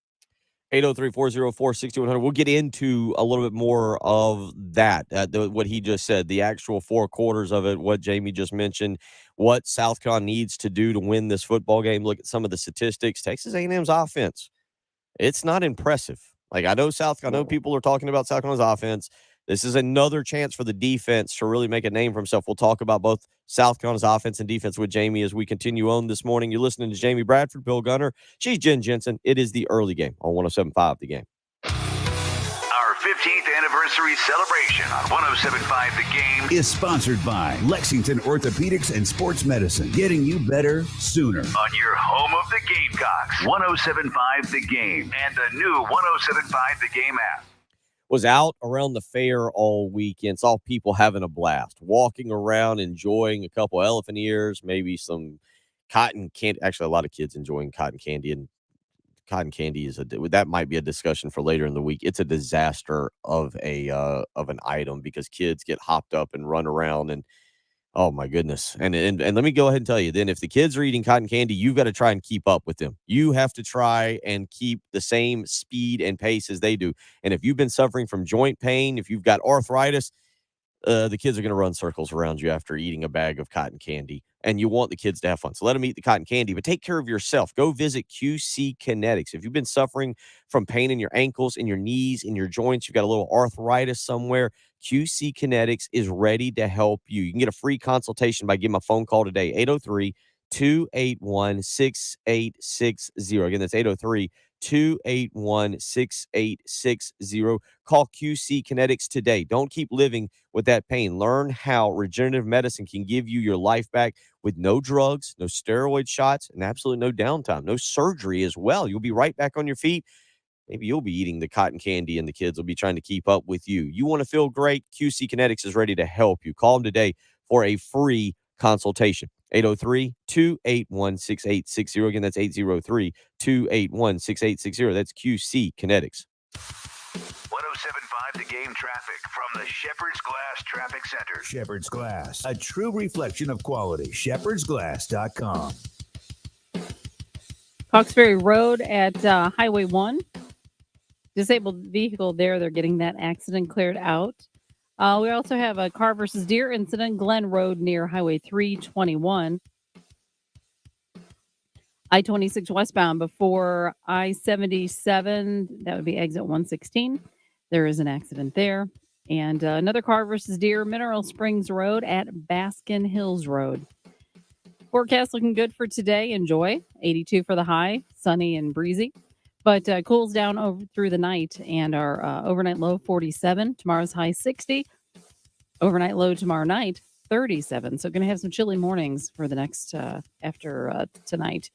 Right now, though, it's 63 at 107.5 The Game. Kubota tractors have become the go-to tractor for landowners and farmers. Carolina Power Equipment in Casey is the Midland Superstore for Kubota tractors, large and small. Shop and compare the full lineup of Kubota tractors right on site. Hydrostatic and manual transmissions, four-wheel drive, two-wheel drive, front-end loaders, and more. Come in today for the products, service, parts, and accessories to help you work smarter, not harder. Carolina Power Equipment, 2490 Charleston Highway in Casey, or visit carolinapowerequipment.com. Camden Military Academy. It's probably not what you think. Hear now from a cadet's mom. He totally failed 7th grade. And when he came to Camden, now he's A and B student. He's doing very well. So for me, as a parent, I will tell you, be open-minded. Check it out yourself. Do your research, because I did mine. I sent a boy to Camden Academy, and I got back a wonderful child with leadership. To learn more, visit CamdenMilitary.com. Hey, it's Terry Ford from 107.5 The Game with our buddy Adam Vance from Sound and Images. Okay, Adam, we all know Sound and Images as an events company, but you're more than that, aren't you? We are a commercial audiovisual installation company. And what does that mean? That means that we can come into your place of business. We can help you assess what you have, what you need, where you want to go. We're really big on video conferencing systems. BYOD, as they say, bring your own device, connect wirelessly, connect with ease. If you want to reach out to Adam Vance, just go to soundandimages.net or call 803-791-3925. Hey guys, it's me, wrestling legend Ric Flair, and I'm on a mission to help millions of guys put more flair down there with Mount Everest. Unlike generic ED treatment programs that can take up to 60 minutes to work, Mount Everest can have you standing at attention in as little as 5 minutes. You'll have an absolutely mind-blowing experience every time. That's because only Mount Everest offers a unique 3-in-1 custom compounded medication. Mount Everest will make you a kiss-stealing, wheeling-dealing son of a gun like me every night. Don't lose another night to ED. Put some flair down there with Mount Everest. Woo! See if Mount Everest is right for you. Go to joinnuimage.com now and use promo code RADIO to save 20%. That's join, the letters NU, image.com and use promo code RADIO to save 20%. Go to joinnuimage.com and save 20% with promo code RADIO. Hey, look who's here. It's DK Joyner. Hey, man, welcome to the studio. So, DK, you dropped by here to tell us about Midas Auto Service and Tires in the Midlands, didn't you? That's right, Terry. I've been to Midas numerous times in the last several years. They're the pro in total car care, maintenance, brakes, tires, oil, and everything. Hey everyone, this is Gus Herlong. Our family for almost 15 years has made Midas Auto Service and Tires #1 in the Midlands. Our team takes care of you, period. We have 26 locations across South Carolina and North Florida.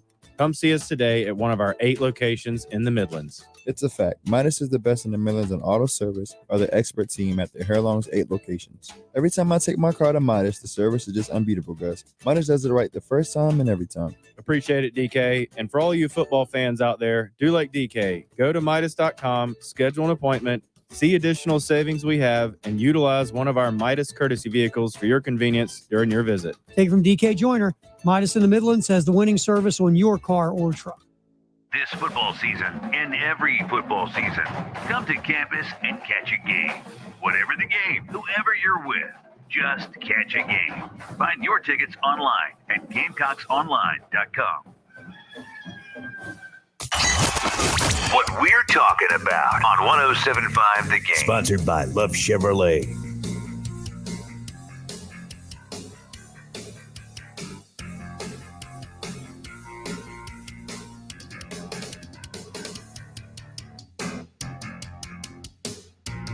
$7:37 on your Monday morning. Bill Gunner, Jen Jensen, Jamie Bradford, who was going to hang out for another hour basically till about 8:30. So we need quality. Quality, that's right. May as well. Well, y'all screwed that up before 7 a.m. Come on. If you wanted quality, you called the wrong dude. Well, we'd opened the program after a great weekend of football. We'd opened the program talking NASCAR, and we got back on the rails slightly. What do you mean back on the rails? Is talking NASCAR a bad thing on a sports station in the South? I'm not sure it's Block A material. Maybe more so when it involves a fight. We were discussing the fight more so than we were discussing the actual. I don't know if we, aside from you bragging that you picked the winner, I don't know if we mentioned who actually won the race or what it meant for the actual playoffs. We more discussed the fight. Yeah. And that's why it would have been more Block A material. All right. That's why she's the producer and I just sit here in my little corner. Yeah. I don't ever make the producer mad, dude. Just go with the flow. You're a wise man. The fight back and forth over the mic would probably not be what people want to hear. So this one thing. So we do know that this weekend South Carolina is going to have to continue to take steps forward offensively. I think it's going to become more noticeable because a lot of people, Jamie, and I'm not saying they have to go out and beat Tennessee by any stretch of the imagination, but obviously there are a lot of people going, well, now Josh Heupel in year 2 is doing that with this offense. He went and got a transfer quarterback, and in year 2, you're doing this with your offense. I don't understand how one can be different than the other. Josh Heupel's a good offensive coordinator. He was okay, got run out of Oklahoma, but he was doing good things at Central Florida.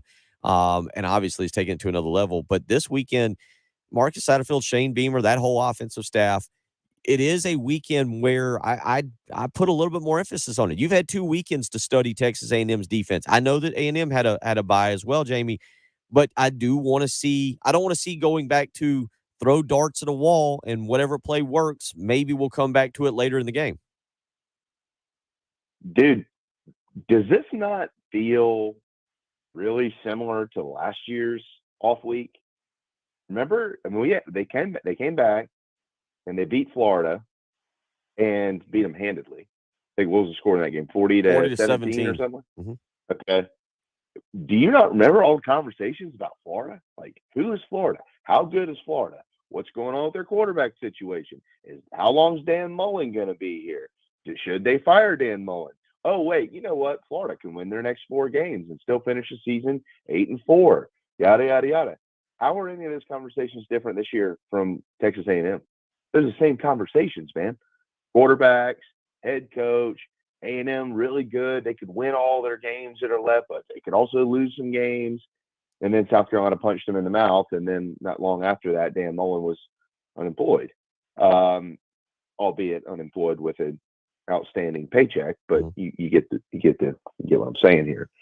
So very similar situations. And last year, one thing that Coach Satt has proven, and Coach Beamer, and the whole staff, from an offensive standpoint, when they have extra time to prepare, they're pretty prepared.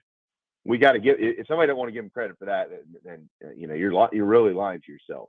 There's a lot of things that this offensive staff does not deserve credit for, but extra time to prepare thus far, not one of them, because they looked outstanding in the Florida game last year. They looked outstanding in the North Carolina game last year, and they had extra days to prepare for Kentucky, by the way. And outside of a couple of blips in the first half, had they actually scored off of that block punt, nobody'd be hammering them for what they did in the first half. It would have been almost a blowout of a football game. So, when they have time to prepare, they're.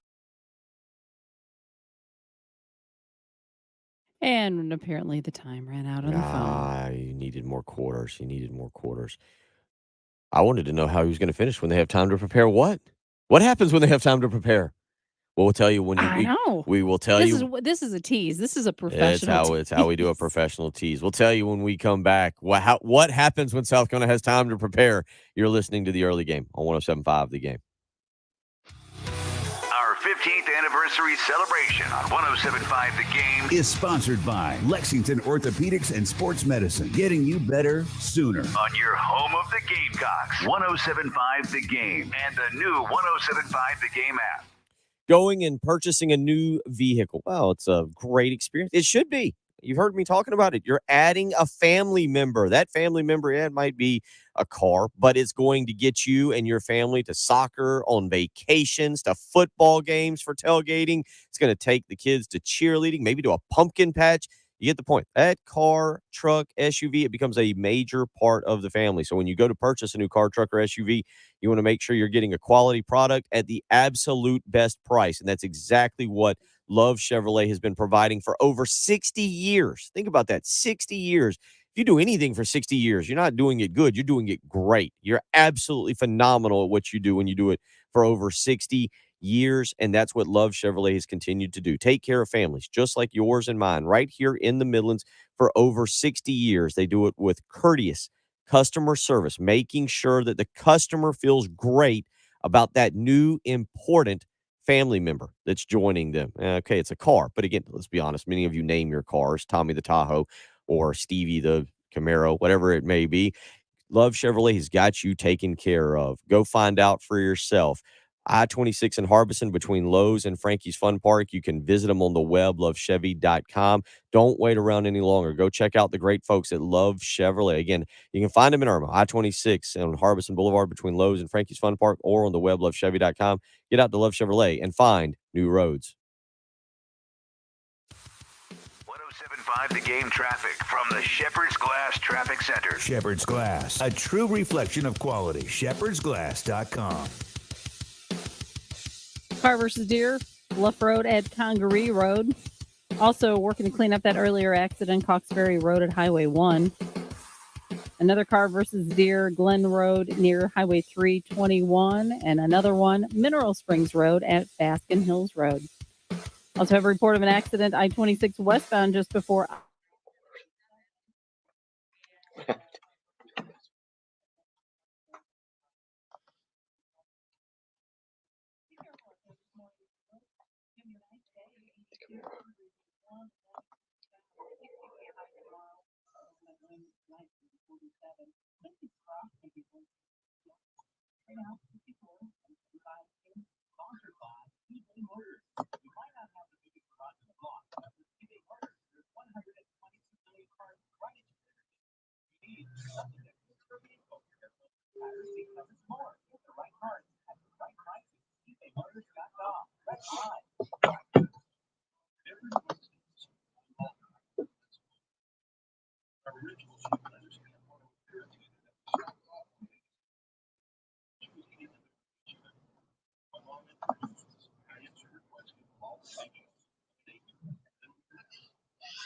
All right. There we go.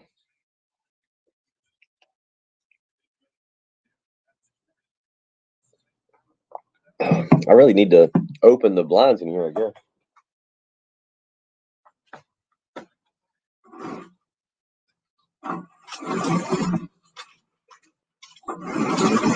Oh, yeah.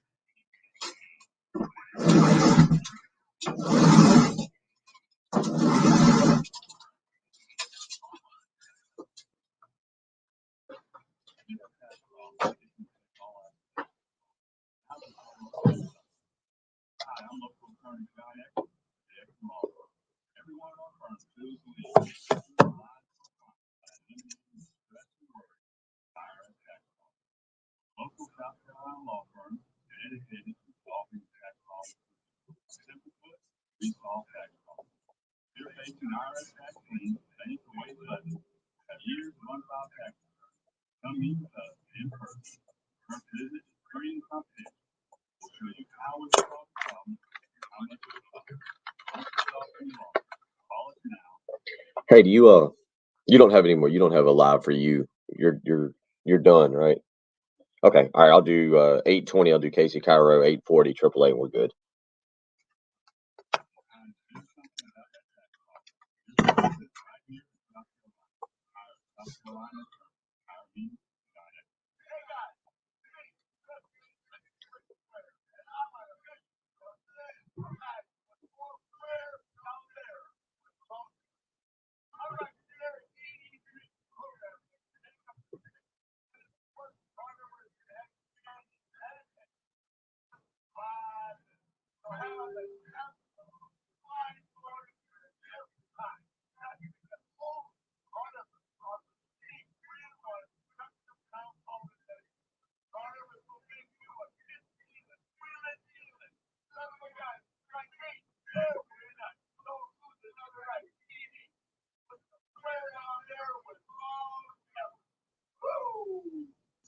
Numbers is right for you. Go to joinanimage.com now and use promo code radio to save 20%. That's join the letters NUimage.com and use promo code radio to save 20%. Go to joinanimage.com and save 20% with promo code radio. Just really expensive. Sometimes house moves too. All practicing windows and doors. Mount Valley Foundation Services knows this is ready to help protect the foundation basement all-space solutions. Schedule a free no obligation appointment today. Visit fixmyfoundation.com. That's fixmyfoundation.com.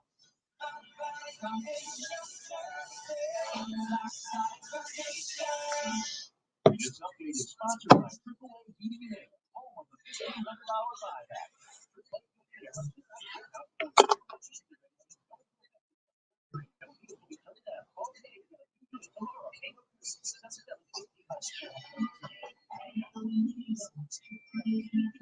They beat Wisconsin though this year or this weekend.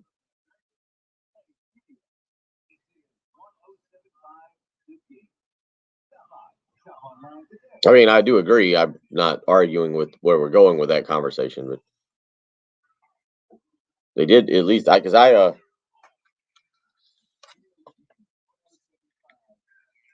shouldn't it be? Don't you think it should be Mount Vesuvius? Is that? I think that makes sense.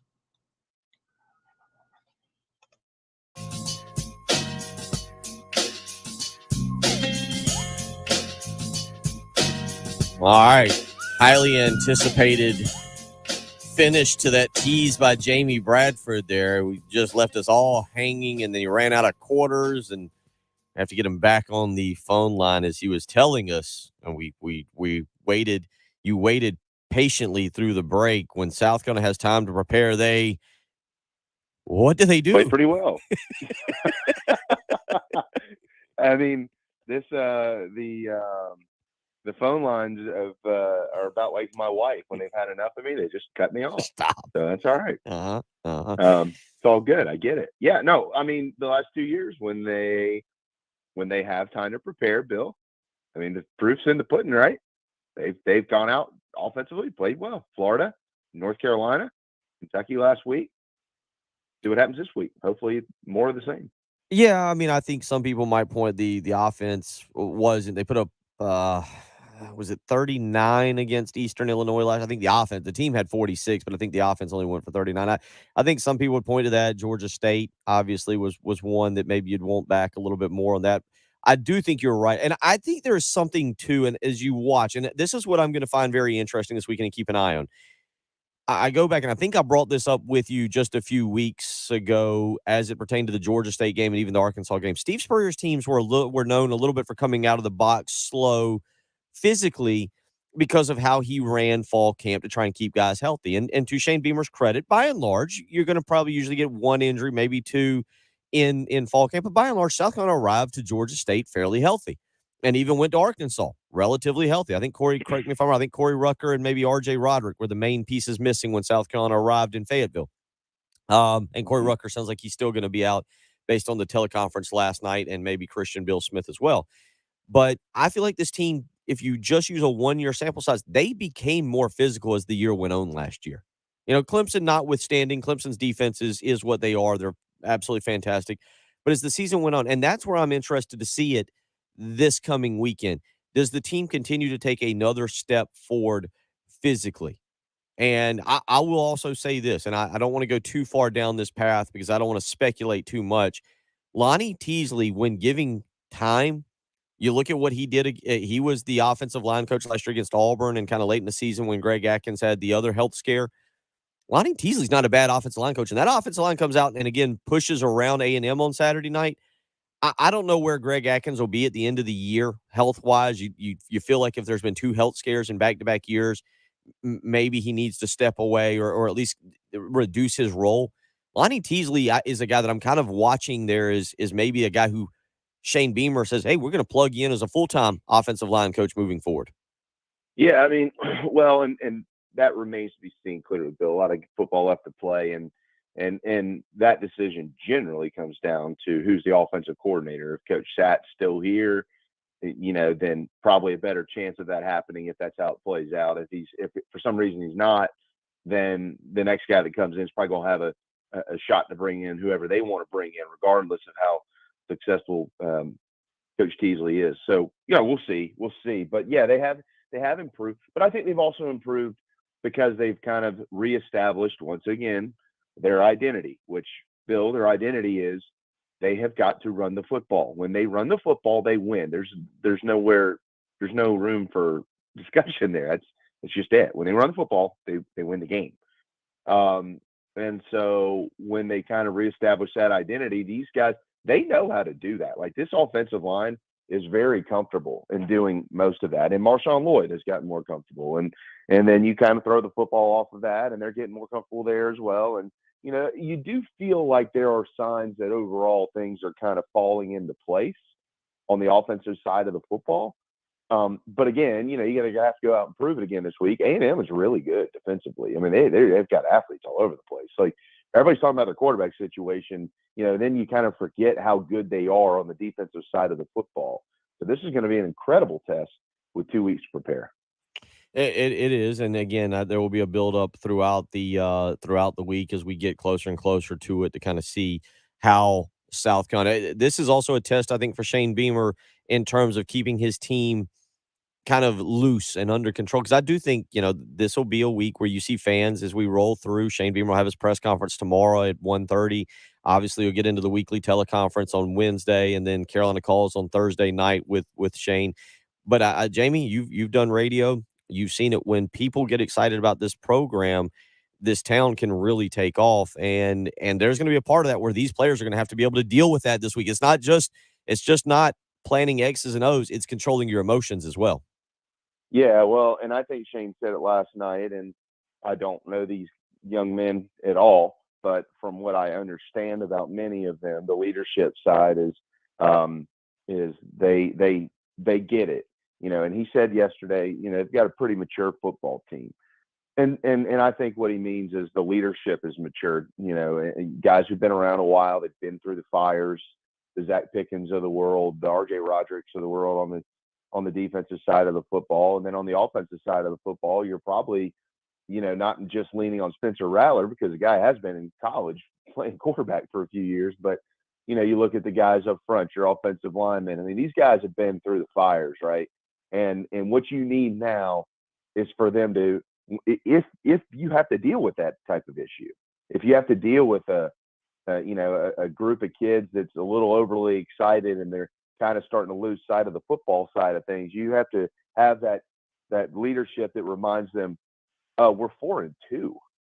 Like we haven't won anything. We've done nothing here. We've done nothing. We're 4-2. 4-2 gets you nowhere. So maybe they get to 5-2, and then from there on out, who knows?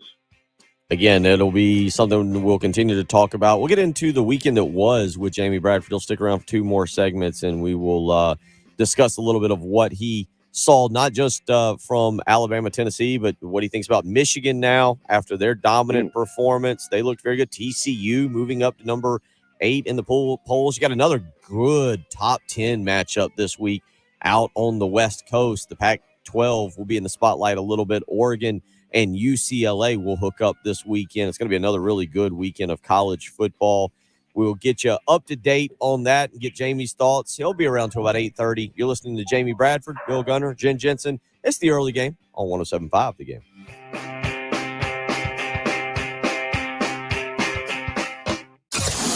Celebrating our 15th anniversary is Columbia's Sports Talk Station, sponsored by Lexington Orthopedics and Sports Medicine. WNKT-FM, Eastover, Columbia. 107.5 The Game.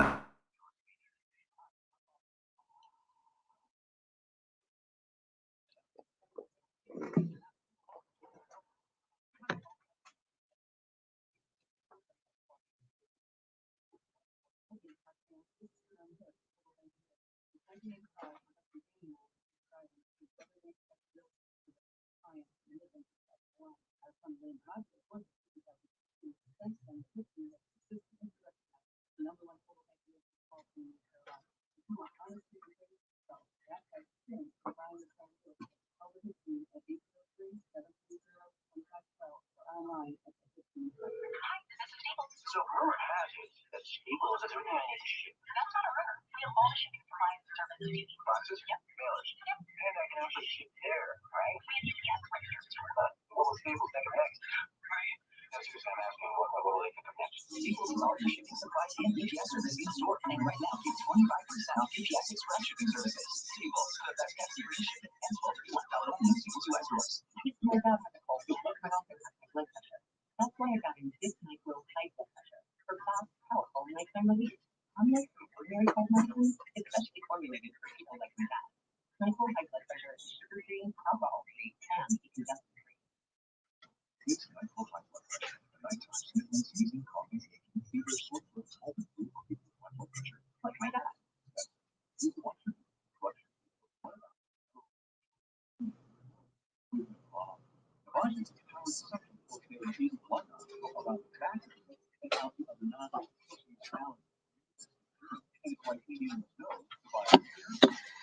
All right. Rolling along. Oh, plug in computer.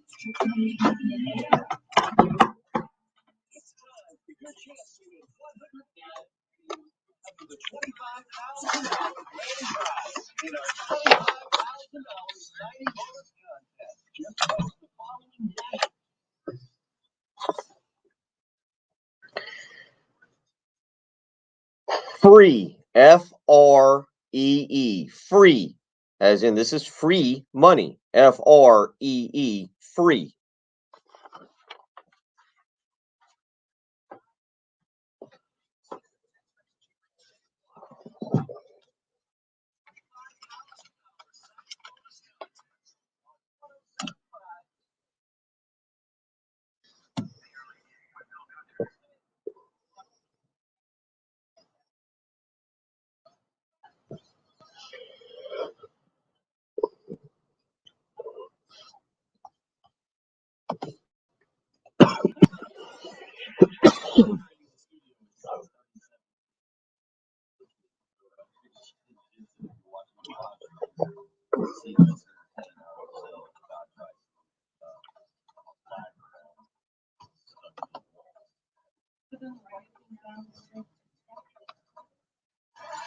On your home of the Gamecocks. Not gonna believe this. 107.5. It killed 16 justice for Aggies.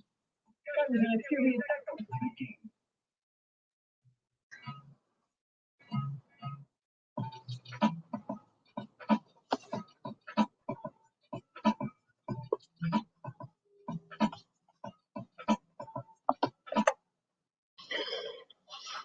Rolling along on a Monday morning, as it should be a really fun week here. College football gets going on Wednesday night, by the way. You get a little Monday night football tonight, Denver Broncos and Los Angeles Chargers.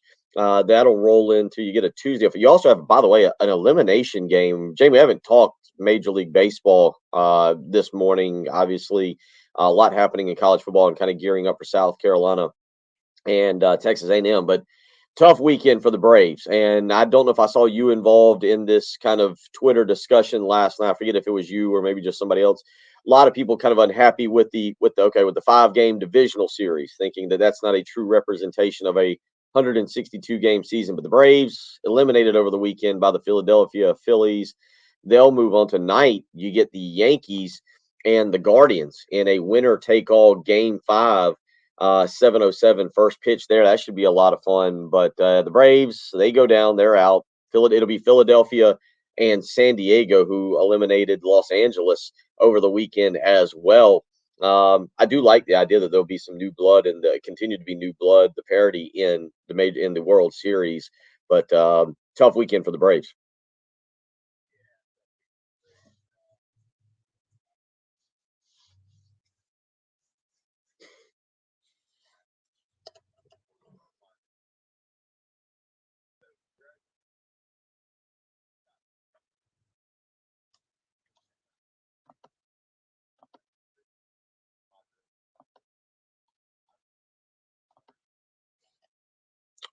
I'm good with that. Than the Cleveland Guardians. Matter of fact, I think that's probably the first time I've actually ever said that name. There you go. So, but hopefully the Indians beat the Yankees tonight and move on. If Coach Tanner's listening, sorry, Coach Tanner.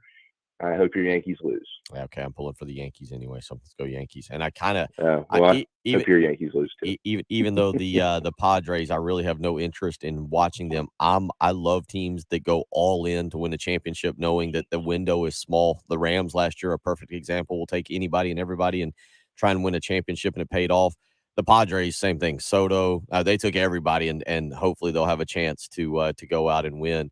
Even though I would have little to no interest in the Padres Yankees World Series, that would be kind of boring to me. But I will say this. My quick nugget from the weekend is I did catch Saturday afternoon the Reese Hoskins home run. Mm-hmm. Boy, how times have changed.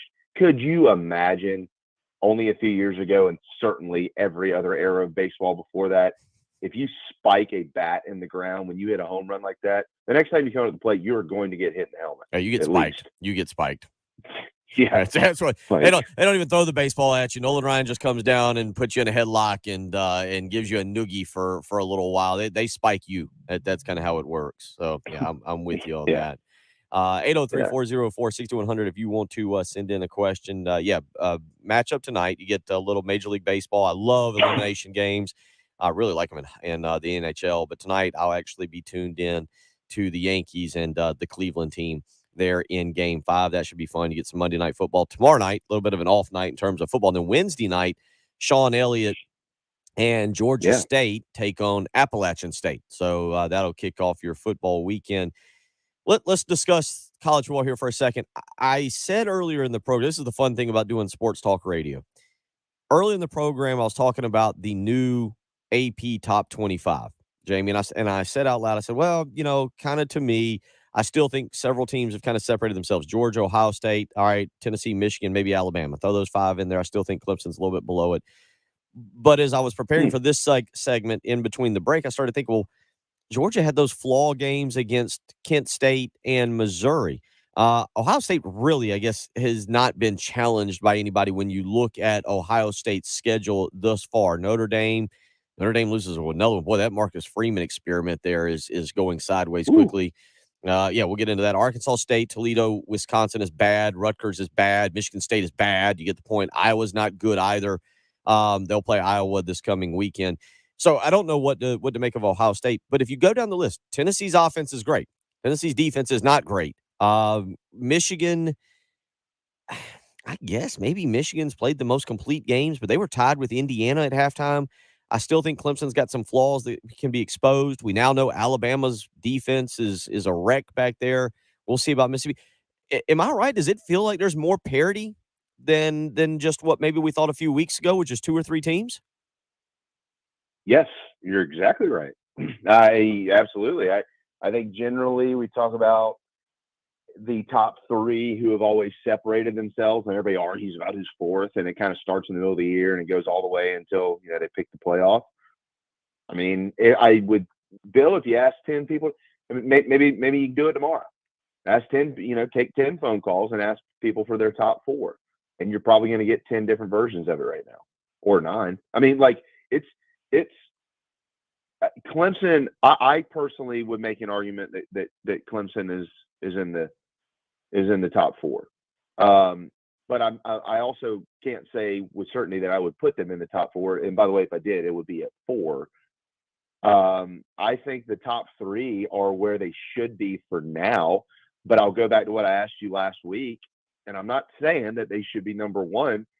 But when you look at the resumes, whose resume in college football is better than Tennessee's?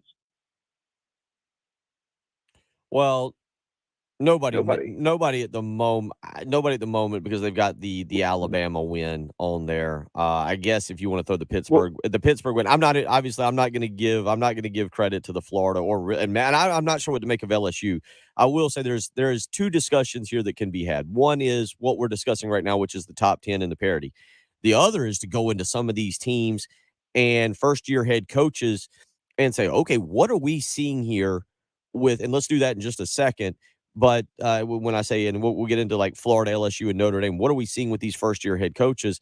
But back to your question about Tennessee and the schedule.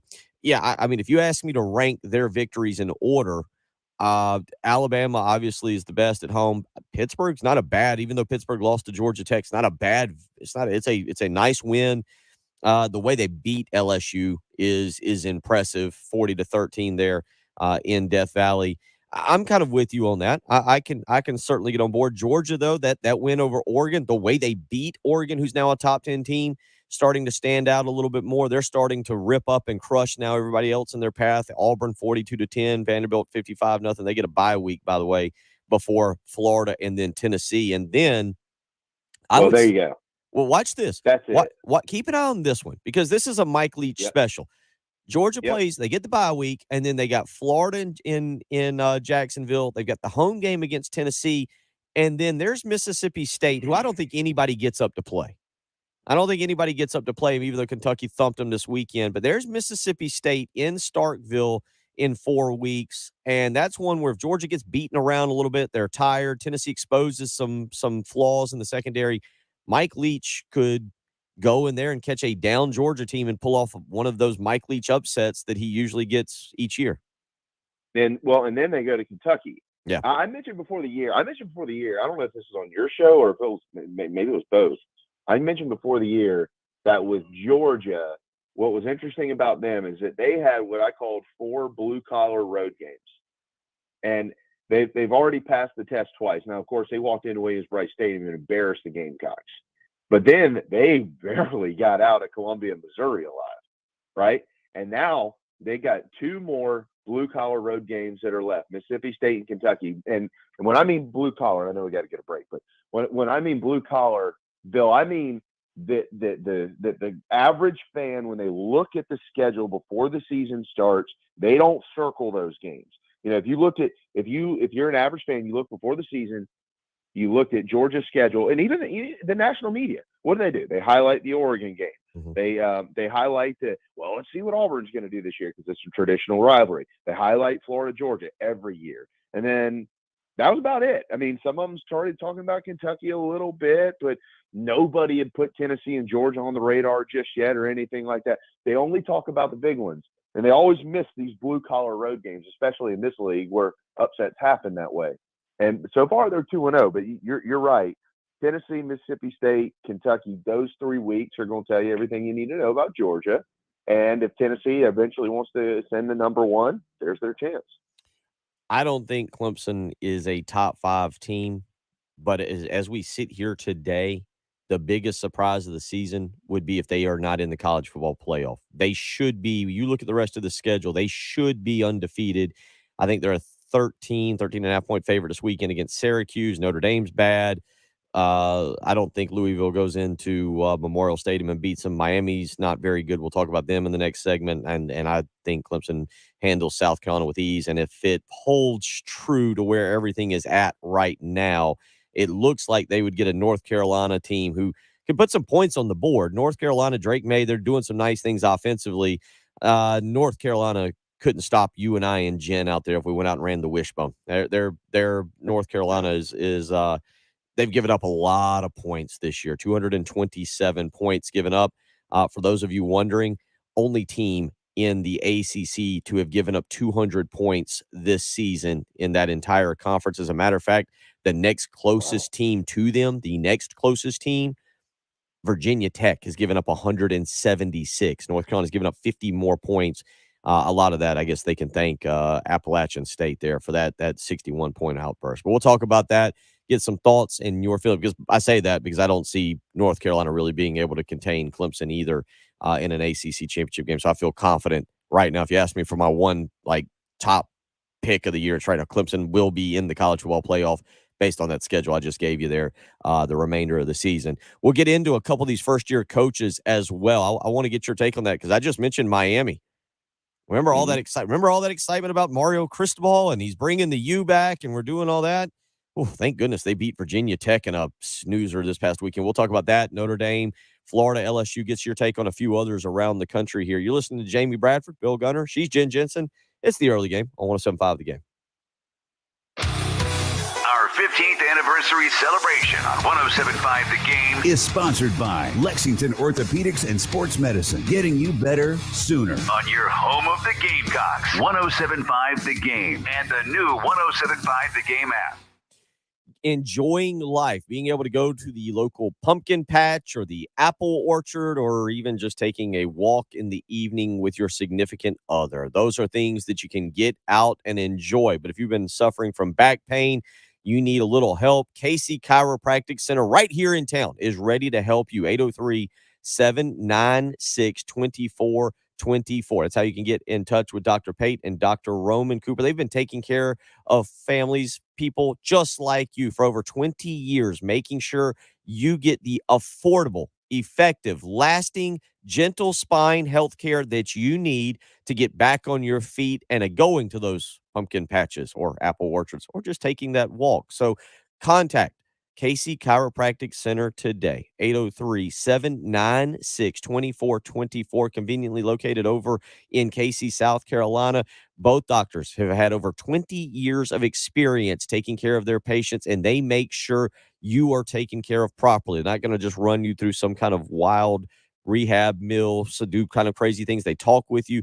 Each experience is individualized to your personal needs. They file all major insurances. So if you've been suffering from a little bit of pain in your back, you got some problems with your shoulders, with your neck, you've been in a car accident lately, and you got a little injury, call Casey Chiropractic Center today. 803-796-2424. That's Casey Chiropractic Center.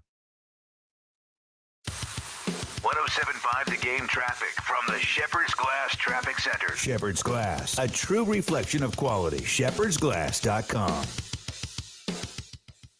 Couple car versus deer incidences to let you know that are slowing things down a little bit. Bluff Road at Congaree Road. Also Glen Road near Highway 321. Mineral Springs Road at Baskin Hills Road. Car versus deer there as well. Couple of accidents otherwise. We do have Highway 378 at Pineview Road. And your forecast for today, going to be nice. Looking for a high of 82 under some nice breezy and warm conditions. But then the cool down begins. 60 for tomorrow, 63 on Wednesday. And your overnight low tonight is going to be like 47. So certainly going to be needing a jacket first thing in the morning for the next few days. 63 right now at 107.5 The Game. This is Boomer Esiason with the CBS Sports Minute, sponsored by AutoZone. Get the zone, AutoZone. Patriots rookie Bailey Zappi, subbing for the injured Mac Jones, has put on a clinic, folks, in blowouts of Detroit and Cleveland. Is there a quarterback controversy in New England these days? I don't believe so just yet, but this is a coach's dream. Watch Bill Belichick tough it up on Jones to get even more out of him. I'm Boomer Esiason. Get in zone, AutoZone. Welcome to AutoZone. Thinking about gas mileage? If your check engine light is on, it may be affecting your MPGs, but the free AutoZone Fix Finder service can help.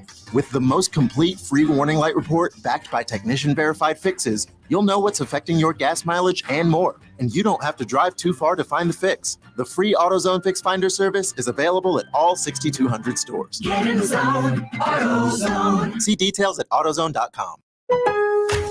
Are you ready?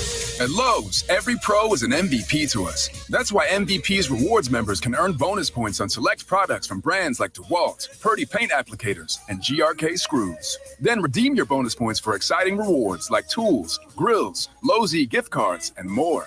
Join Lowe's MVP's Pro Rewards today to start earning. Bonus points calculated before taxes and fees after applicable discounts, if any. Subject to program terms. While supplies last. Visit Lowe's.com/MVP's bonus points for details. Now through 10/28. Sponsored by the Blue Cross and Blue Shield Federal Employee Program. Dude, I got tore up last night out at the parking lot by mosquitoes. I don't like all of a sudden my legs became public enemy number one.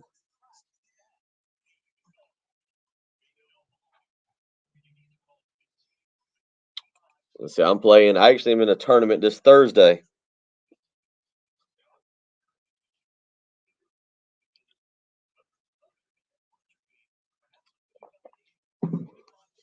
I'm in a tournament out at another tournament at Golden Hills. I'm in a tournament this Thursday. Oh, wow. Where'd you catch that? I mean, I think Lake Murray. We're at on Lake Murray.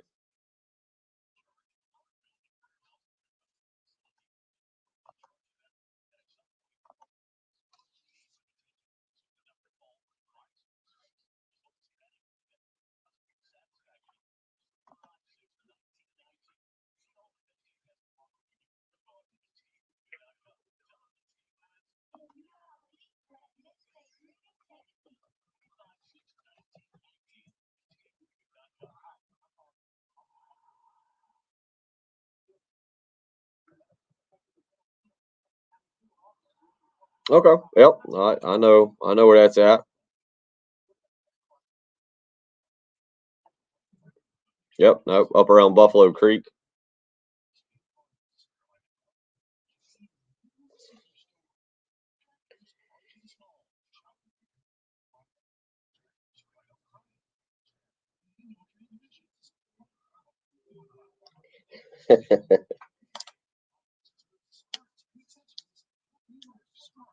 Yeah, I'm right off of Spence's. I'm on the other side of Spence is looking out toward the dam.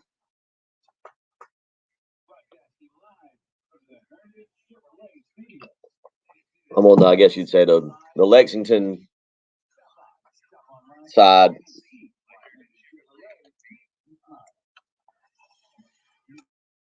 Bill Gunter and Jen Jensen on your home of the Gamecocks, the early game. 107.5 The Game.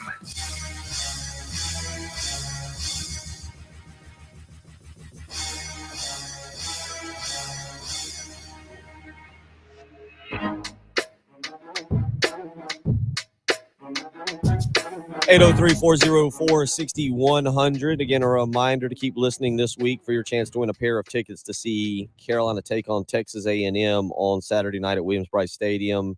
It is the Carolina Honda Powerhouse ticket giveaway. Carolina Honda Powerhouse, your source for Honda Power Sports. Visit carolinahonda.com. So here we sit, Jamie, October 17th, roughly, depending on where you look at around the country, halfway through the football season. Most teams now have played at least 6 games. Some have played 7. And let's make some way too early snap judgments. I love the always way too early, where you put stuff out there, and then in 3 or 4 years, when I've completely forgotten about it, somebody comes back and says, "You moron, boy, were you wrong about that." Somebody did that to me about a tweet that I put out from 2019 or 2020 over the weekend. A couple first-year head coaches. I think this is where you start. Who do you buy the most stock in right now? You got Marcus Freeman, 3-3 with Notre Dame. You've got Billy Napier now down at Florida. They come off that 45-35 loss to LSU. Billy Napier in the Gators, 4-3. You got Brian Kelly, 5-2, but I think most people look at that as I don't know how people that loss to Tennessee really jarred people. Or you look at Brent Venables in Oklahoma, and they thumped Kansas over the weekend. Kansas kind of came back in that game late, but Oklahoma's 4-3. All right, you got those 4 guys. Who you rolling with the most in that situation? It's a no-brainer. Brian Kelly. Okay, I am too. Good. Brian Kelly. Yeah, no doubt. I mean, he's the only one of the whole group that's ever that's won the most, I guess. Let me not discredit what Billy Napier's done either. But, I mean, Billy Napier's resume isn't Brian Kelly's resume at this level, Power 5 level.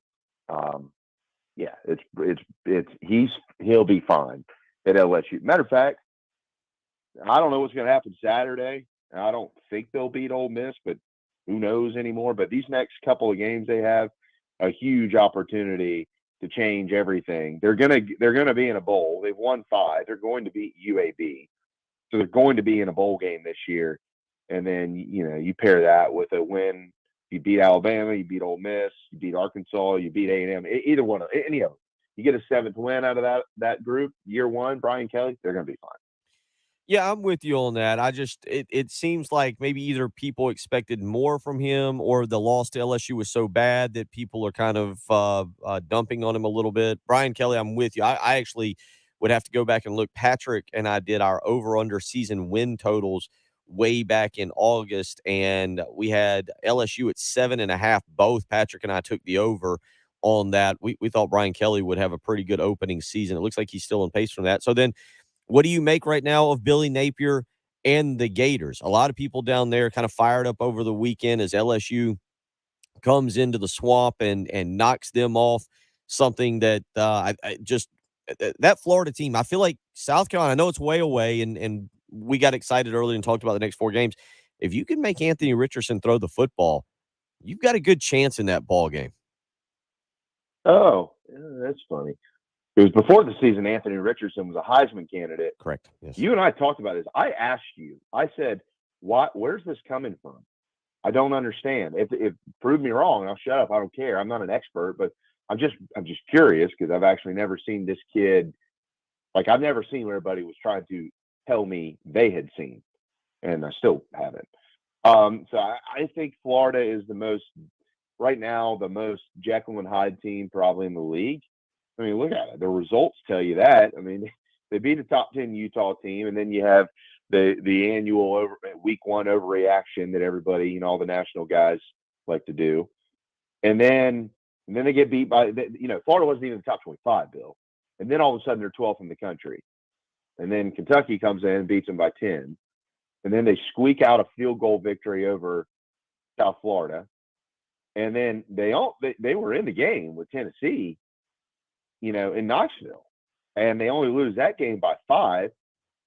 And then they blew out somebody after that, and then the Missouri game last week was a really close game, and then this week they lose to LSU and they give up 45 points at home to the Tigers, who maybe offensively they're starting to figure it out. So I don't know that you're going to really know week in and week out what you're going to get out of the Gators. They might give Georgia all they can handle and then go to College Station the next week and get beat by 30. We just don't know. So I think that kind of makes them a little dangerous. But I think that Billy Napier overall, I think when he took the job, I think it was like, hey, guys, you remember everything he asked for, Bill? He didn't ask for all that so he could come out and go 11-1. He basically laid the foundation and laid it out to the powers that be in Gainesville and saying, this is going to take some time, but I need this, and this so I can get it the way that I want it around here. And then as time goes on, Florida football will be back. So I think I've kind of expected their record to be right around where it is, but I certainly didn't expect the resume to look like it does at this point. Yeah, that I don't give them credit for the Tennessee game. They were down 17 with 5 minutes to go. They scored and then kicked the onside kick. Tennessee kind of played around, got stopped on downs. Florida went down and scored again, I think with 20 seconds to go to cut it to 5. Tennessee, that game was close for a half. That was the game. I think they were up by 3 or maybe a touchdown. I can't remember if it was 21-14 or 17-14. It was one of the two. It was closer at half, but Tennessee got going in the second half, and Florida put up 2 touchdowns there in the final 4 minutes to make it look closer. It'll be interesting to continue to monitor that situation down there. Notre Dame, where are we going with Marcus Freeman and Notre Dame right now? Because that was ugly this weekend. They were, I believe, at kickoff. I know when game day was on, because I heard Pat McAfee say 20 points, and I thought, no, that seems like a lot. They were 17. Notre Dame was a 17.5-point favorite on Saturday morning. I don't know where it was at kickoff, but that is a bad loss, another bad loss. That Stanford team is not very good, and they go in and win 16-14. Yeah, and the week before that, they beat BYU, who I thought BYU was pretty good. Arkansas went up and beat them this weekend. I don't know, man. I don't know. There was a lot of hype around Marcus Freeman in the offseason. I know he's an outstanding football coach. How good of a head coach is he? How good will he be? I don't know. I don't think I know enough. I do know this: they don't care at Notre Dame. You need to win, or you're not going to be there. But it's not the fact that they got beat by Stanford. It's the fact that they opened the season. They lost to Ohio State. I expected them to lose to Ohio State. The game was closer than we thought it'd be. And then they got beat by Marshall. Mm-hmm. So ever since then, they're trying to redefine themselves. You know what I mean? Forget the fact that they beat Cal. Forget the fact they beat North Carolina and BYU. They lost to Marshall. Notre Dame people just can't grasp that still. Yeah. So now it's okay, but so we've lost to Marshall. Who else can we lose to? Are we going to lose in the Carrier Dome this season? Clemson's coming in. You got to play. You got to go to Southern Cal still. They've already lost 3 games. So is Notre Dame going to miss a bowl game this year? I don't know. I know a lot of people will go, Bill, come on, Stanford. They're not a bad football program. David Shaw has paid a lot of money. Stanford's not bad. That was Stanford's first win against an FBS opponent in a year. They had lost 11 straight games to FBS opponents before beating Notre Dame. Yeah. They had not. They beat Oregon October 2nd of last year in overtime. They had not won an FBS game since then. Stanford, that's kind of a – we don't have time to go into that when we start talking about coaches and everything. David Shaw makes a lot of money and has had some really good records and done some really good things at Stanford. But he's being paid a lot of money, and his record since 2019, they went 4-8. They went 4-2 in the COVID year, 3-9, and they're at 2-4 this year. David Shaw is making, I think, a little over $7 million, maybe closer to 8 or 9. And the results the last week, he was fantastic when he got there. 11 wins, 12 wins, 11 wins, had another 12 and 10. He's been a really good coach. There were times he was mentioned for Texas and some other other big time jobs. Jamie, yeah, his record the last several years, 4-8 in 2019, did have the 4-2 there during the COVID year, but 3-9 last year, and they're 2-4. And again, that was their first win over an FBS school since last year. They lost 11 straight there. We'll see what happens with Marcus Freeman as we continue on. 803-404-6100. Before we let you out, your thoughts on South Carolina A&M this week and what you want to see besides just a victory. Yeah. No, just a victory is fine. That'll do. Look, man, before the South Carolina State Charlotte game, you asked me the same question, and I try to say the same thing every week. I am not an expert. I'm not. I'm not a football coach, anything like that. But my thought was, if they can establish an identity and kind of get it there and feel the game around, get some bumps and bruises and some bangs, and let guys, let Marshawn Lloyd kind of feel his way around the football field and things like that again. All right, maybe they can figure things out, because you can make mistakes in those two games and still win them. And they did. And then they come out the Kentucky game, and I thought they played their most physical game of the season, which has become a popular word around here in the last month or so. And they won the game. And so now you've got another opportunity, right? So what do I want to see South Carolina do this weekend? Personally, I want to see what has kind of defined South Carolina when they've been at their best the last couple of seasons under Shane Beamer, running the football, playing opportunistic defense. And if they do that, they're going to win the game. If they don't, they're going to lose the game. It's pretty simple, in my opinion. And if they win that game, Bill, then, as we pointed out earlier, they're going to be expected to beat Missouri. They're going to be expected to beat Vanderbilt. And they're going to be expected to be in the swamp at 7-2. But generally around here, when you're expected to do something, it doesn't work out that way. So we'll kind of see what happens Saturday night. But it should be electric. I'm fired up for the fans. Gamecock fans have been waiting a little while for us to feel like maybe we can turn the page again around here, and we have an opportunity to help the team turn that page. And what an opportunity it is Saturday night to beat the Aggies. And so we'll see. And we'll see those weird cheerleader things that come to town with them too. And hopefully we send them all home unhappy and wondering whether Jimbo Fisher is the right man for the job. Who knows? Lot of money being paid to Jimbo Fisher right now. Hey, can I tell you real quick before I run off, before you let me go? Yeah. I wanted to text you. I forgot to text you the other day. One of the coolest experiences ever. I'm sitting at Patrick Davis's wedding on Saturday night, and the whole place, they had this whole, this is an amazing setup. This whole club rented out and everything. Everything was basically on hold until the end of this Alabama-Tennessee game, right? Everybody's watching what's going on. So I happened to walk by this guy. I've never met him, and I stopped and I wanted to shake his hand, and we sat there. We talked football for 2 hours. I watched and got a play-by-play for the final probably hour of this Alabama-Tennessee football game through the eyes of Ralph Friedgen. Isn't that cool? That was the coolest thing ever, man. just randomly at a party. All right, a Ralph Friedgen story. Okay. Yeah. The Fridge is, they're good friends with the Davis family, and I never met the guy. But you know who Ralph Friedgen is when you see him. And so I sat there and we talked, and I'm like, man, I'm sitting there watching Alabama and Tennessee with Ralph Friedgen, who Bill O'Brien was his GA. And so he's telling me he's watching him call plays, and he's telling me what's going on and what he's seeing and all this stuff. It was the coolest experience ever. So Patrick, I was like, forget this thing. I don't need y'all to start dancing and all that. We're going to keep watching football. I don't blame him. That's a really good story. Awesome, man.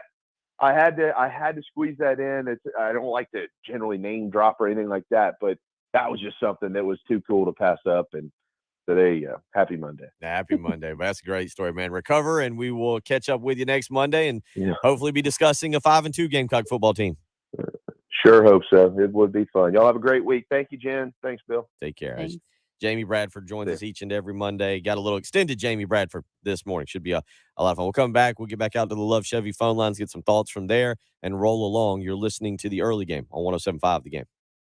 Our 15th anniversary celebration on 107.5 The Game is sponsored by Lexington Orthopedics and Sports Medicine, getting you better sooner. On your home of the Gamecocks, 107.5 The Game, and the new 107.5 The Game app. 1075 The Game traffic from the Shepherd's Glass Traffic Center. Shepherd's Glass, a true reflection of quality. shepherdsglass.com. I-20 westbound at Highway 6. A little bit of construction work slowing things down a little bit. Also, we have a report of an accident, Old Garners Ferry Road at Garners Ferry Road. Watch out, fallen tree, Percival near Alpine Road. And working an earlier accident, Highway 378 at Halbrook Drive. Pretty decent forecast on tap for sure. At least today, we're looking for a high of 82. And then it's going to be cooling down overnight, low of 47. Will be 60 tomorrow, 62 on Wednesday. But the overnight lows are going to be more like 37. So going to be wanting to break out the jackets for your morning commute. Right now, 64 at 107.5 The Game. The wait is over. New Chevys are on the lot now, and more are on the way to Herndon Chevrolet. These vehicles are in demand and selling fast, so don't miss out. All righty.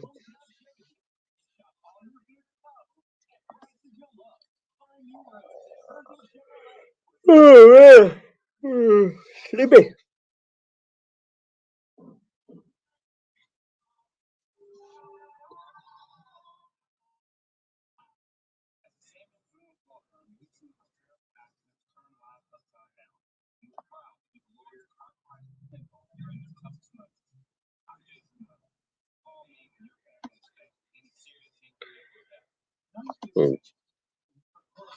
Wrap up the program and run back out to the parking lot and do all kinds. There was something I was going to look up, and now I've.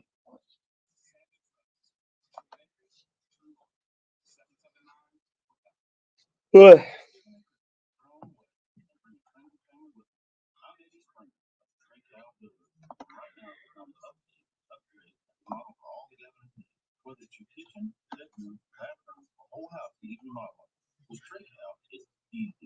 When you first class work quickly, cleanly, and affordably. Call 360-8211. 360-8211 or visit TRECALDealers.com. Quality from start to finish. Hi, my husband owns a small business in Columbia, and I wonder if this tells me we initially owed about $300,000. what the spreads were.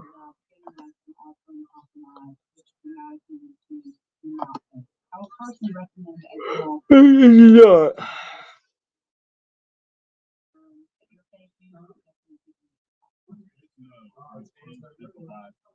Hi, this is local attorney John Eckman with the Eckman Law.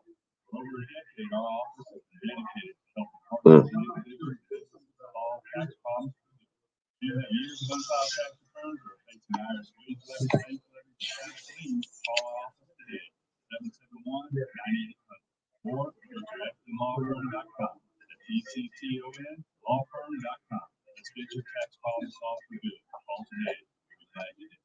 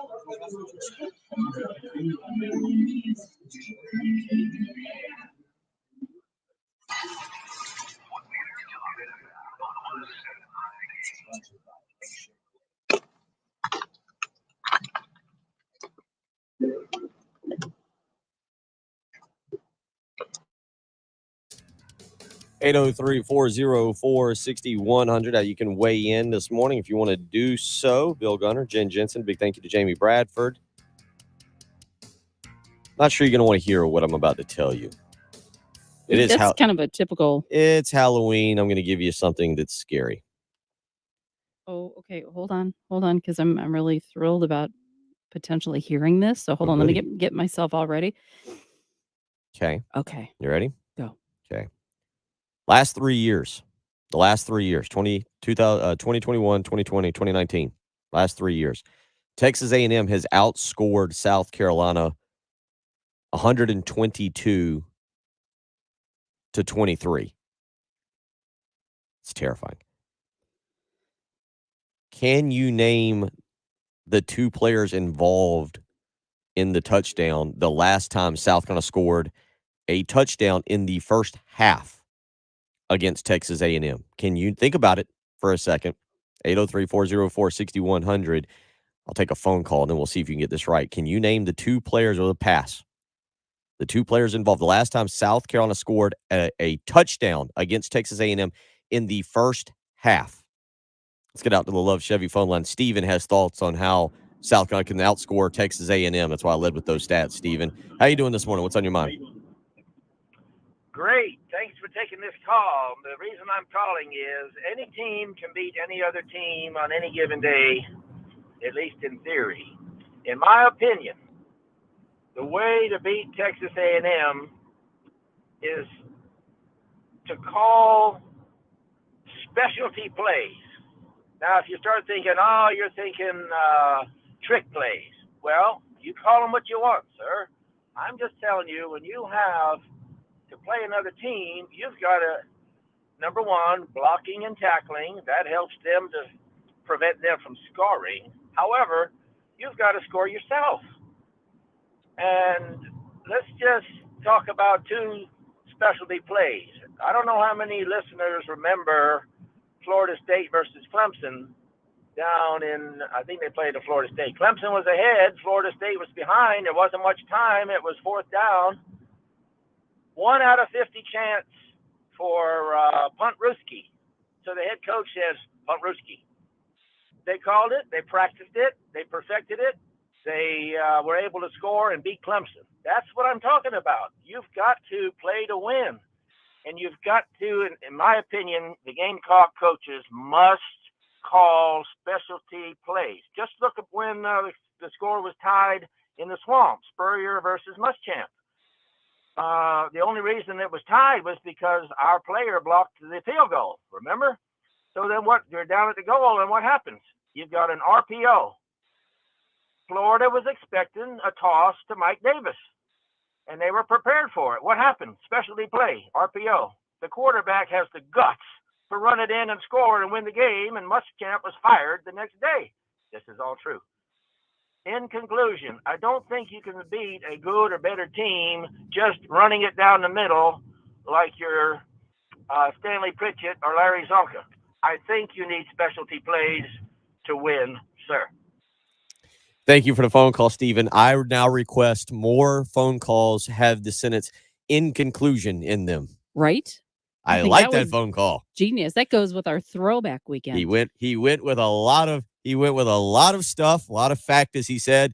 And not only that, he put "in conclusion" in there to let us know he was wrapping it up. And I appreciate that.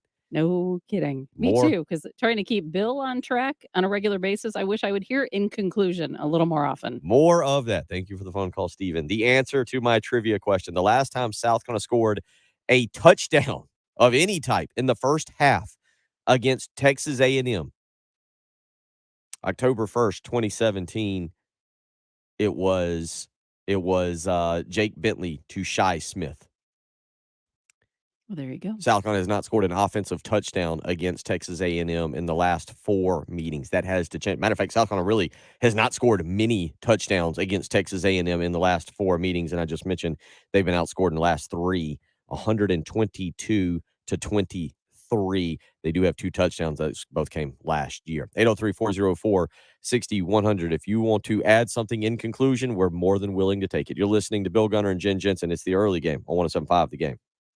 Here's what's coming up on the next Extra Point. There are a lot more options for worst tire than best tire, probably. I have an answer that I hope none of you pick. As soon as I teased that going into the last break, we immediately got a couple of texts, all with the exact same name. So I wonder if the gut reaction for all of us is going to be the same thing. So we're going to do 1, 2, 3, and we're all going to say the first name that comes to mind. Wes is freaking out. Y'all didn't have something jump to mind immediately?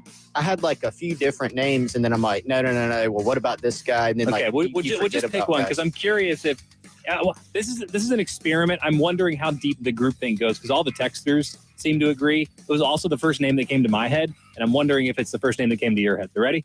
3, 2, 1. Chad Jim Morris. McElwain. Okay, no. Jim McElwain is a good one. That is a good one. The Extra Point. With Pearson, Preston, and Gamecock Central. 9 a.m. to noon. On your home of the Gamecocks. 107.5 The Game. You heard Jen give that weather report coming up, and some chillier nights are on the way. And so you've got a few days if you want to make sure that heating and air unit is working properly, because I'm telling you, there's nothing worse than waking up on a nice Saturday morning. You think it's going to be enjoyable, but the heat has gone out, and now your house is around 35 degrees, and you're playing paper, rock, scissors in bed with your significant other to see who's getting out of bed and out from underneath the covers to go feed the dog. Don't let that happen. Call AAA Heating and Air today. Make sure you let them come and inspect your heating and air unit. Make sure it's working perfectly fine. And you know what? You can also maybe take advantage of the great deal going on with AAA Heating and Air right now. Due to some upcoming government regulations, HVAC systems are changing in 2023. That means AAA Heating and Air must clear out their warehouse to make room for these new regulated systems. No deals will be turned down, and there's guaranteed financing for everyone, not just those of you with great credit. Everybody gets a deal. So call AAA Heating and Air today, 803-677-1500. You need to tell them that Bill Gunner sent you. Also included a 15-year parts and labor warranty. So they're not just putting in this unit and then running off and disappearing. They're going to stick with you. They're going to make sure that unit continues to be maintained properly for 15 years with a parts and labor warranty. So take advantage of this great deal going on with AAA Heating and Air. No deals will be turned down. There is guaranteed financing and a 15-year parts and labor warranty. Call AAA Heating and Air today, 803-677-1500. Tell them Bill Gunner sent you. 107.5 The Game traffic from the Shepherd's Glass Traffic Center. Shepherd's Glass, a true reflection of quality. shepherdsglass.com. You have a disabled vehicle, could be slowing things down a little bit. I-26 eastbound at Broad River Road. That's right there at mile marker 101. We do have an accident I-26 westbound between exits 97 and 91, slowing things down. Again, that's I-26 westbound between mile markers 97 and 91.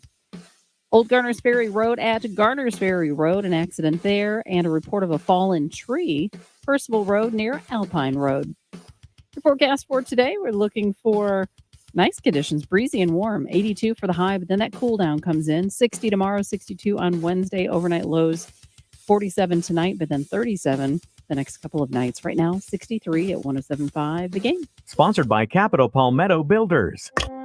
Uh-oh. That little leak could be a big problem. Capital Palmetto Builders has 22 years of experience in roofing repairs and maintenance. We're HAG certified, insured, and offering free inspections. Go to capitalpalmettobuilders.com and see why real professionals make all the difference. Zerorez Carpet and Air Duct Cleaning, the most trusted and reviewed cleaning company in town. Take advantage of their fall sale going on now. Get 3 rooms of carpet clean for only $119 when you mention me. Bill Gunner at 1075 The Game. Easily schedule your cleaning online at zerorezcolumbia.com.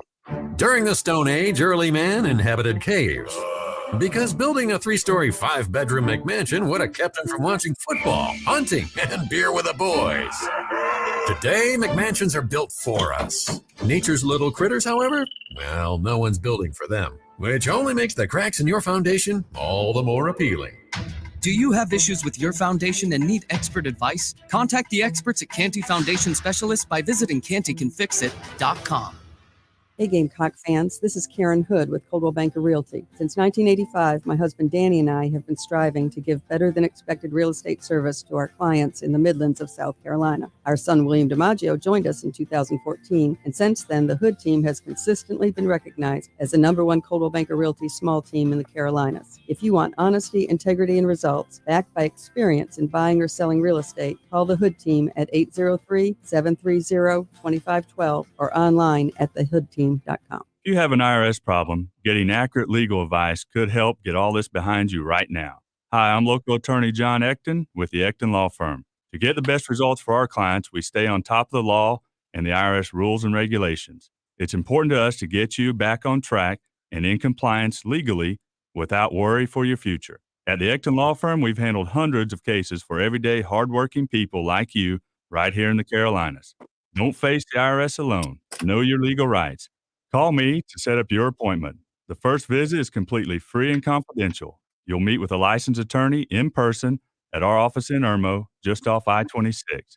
If you're facing IRS wage levies, bank levies, or tax liens, call me, John Ecton, at 803-771-9800. That's 803-771-9800. Or go to ectonlawfirm.com. Carolinas, if you have an IRS issue, you need a local attorney. You need me, John Ecton. We keep the clutter out of your gutter. Okay. I totally agree that Steven had that old-timey radio announcer voice. What? Totally agree that our last caller, Steven, I was hearing like some old-timey sports announcer, play-by-play guy. He totally had that voice. So I agree. Artia was saying that. It's like, oh man, big time. Yep. That was great.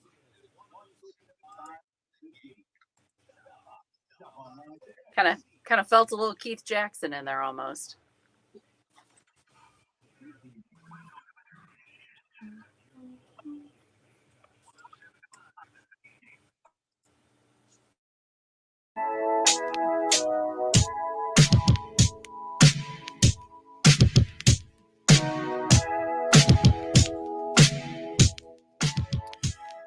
What better way to wrap up the program than to give a pair of tickets to Saturday night South Carolina Texas A&M game? We will take caller number 3.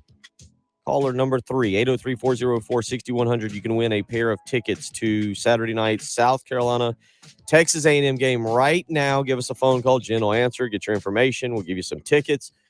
Pair of tickets to be exact. 803-404-6100 is how you can weigh in and win yourself a pair of tickets to Saturday night's South Carolina Texas A&M football game over at Williams-Brice Stadium. It's part of the Carolina Honda Powerhouse ticket giveaway. Carolina Honda Powerhouse, your source for Honda Power Sports. Visit them on the web, carolinahonda.com. So I was giving you some statistics from the morning, a couple really interesting statistics from the morning. The national stat of the day.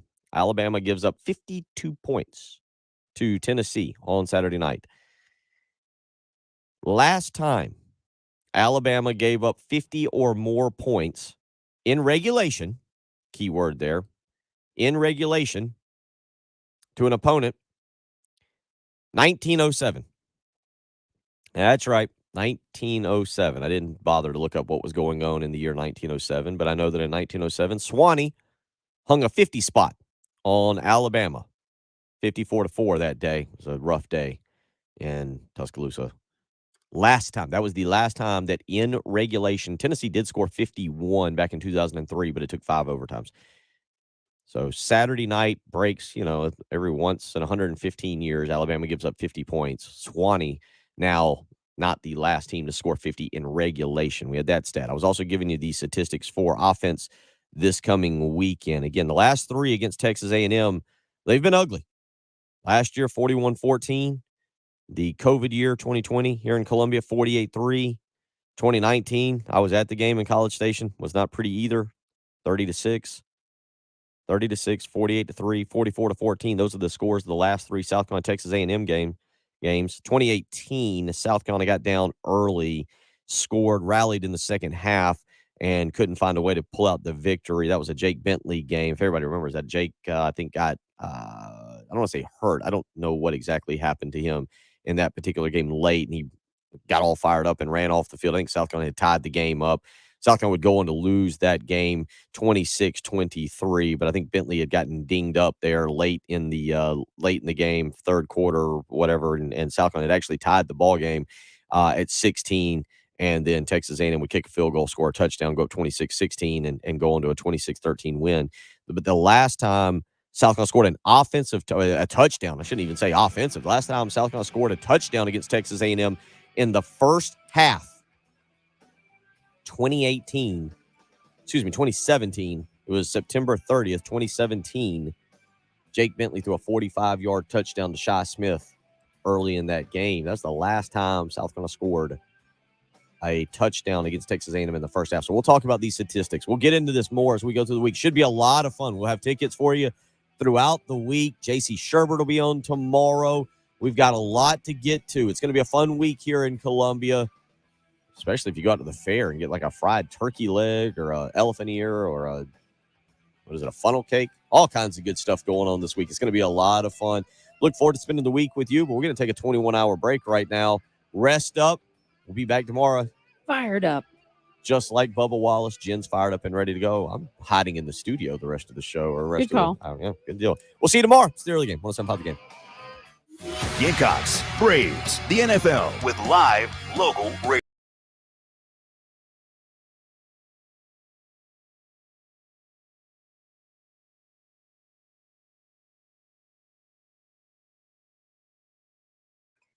All right, everybody.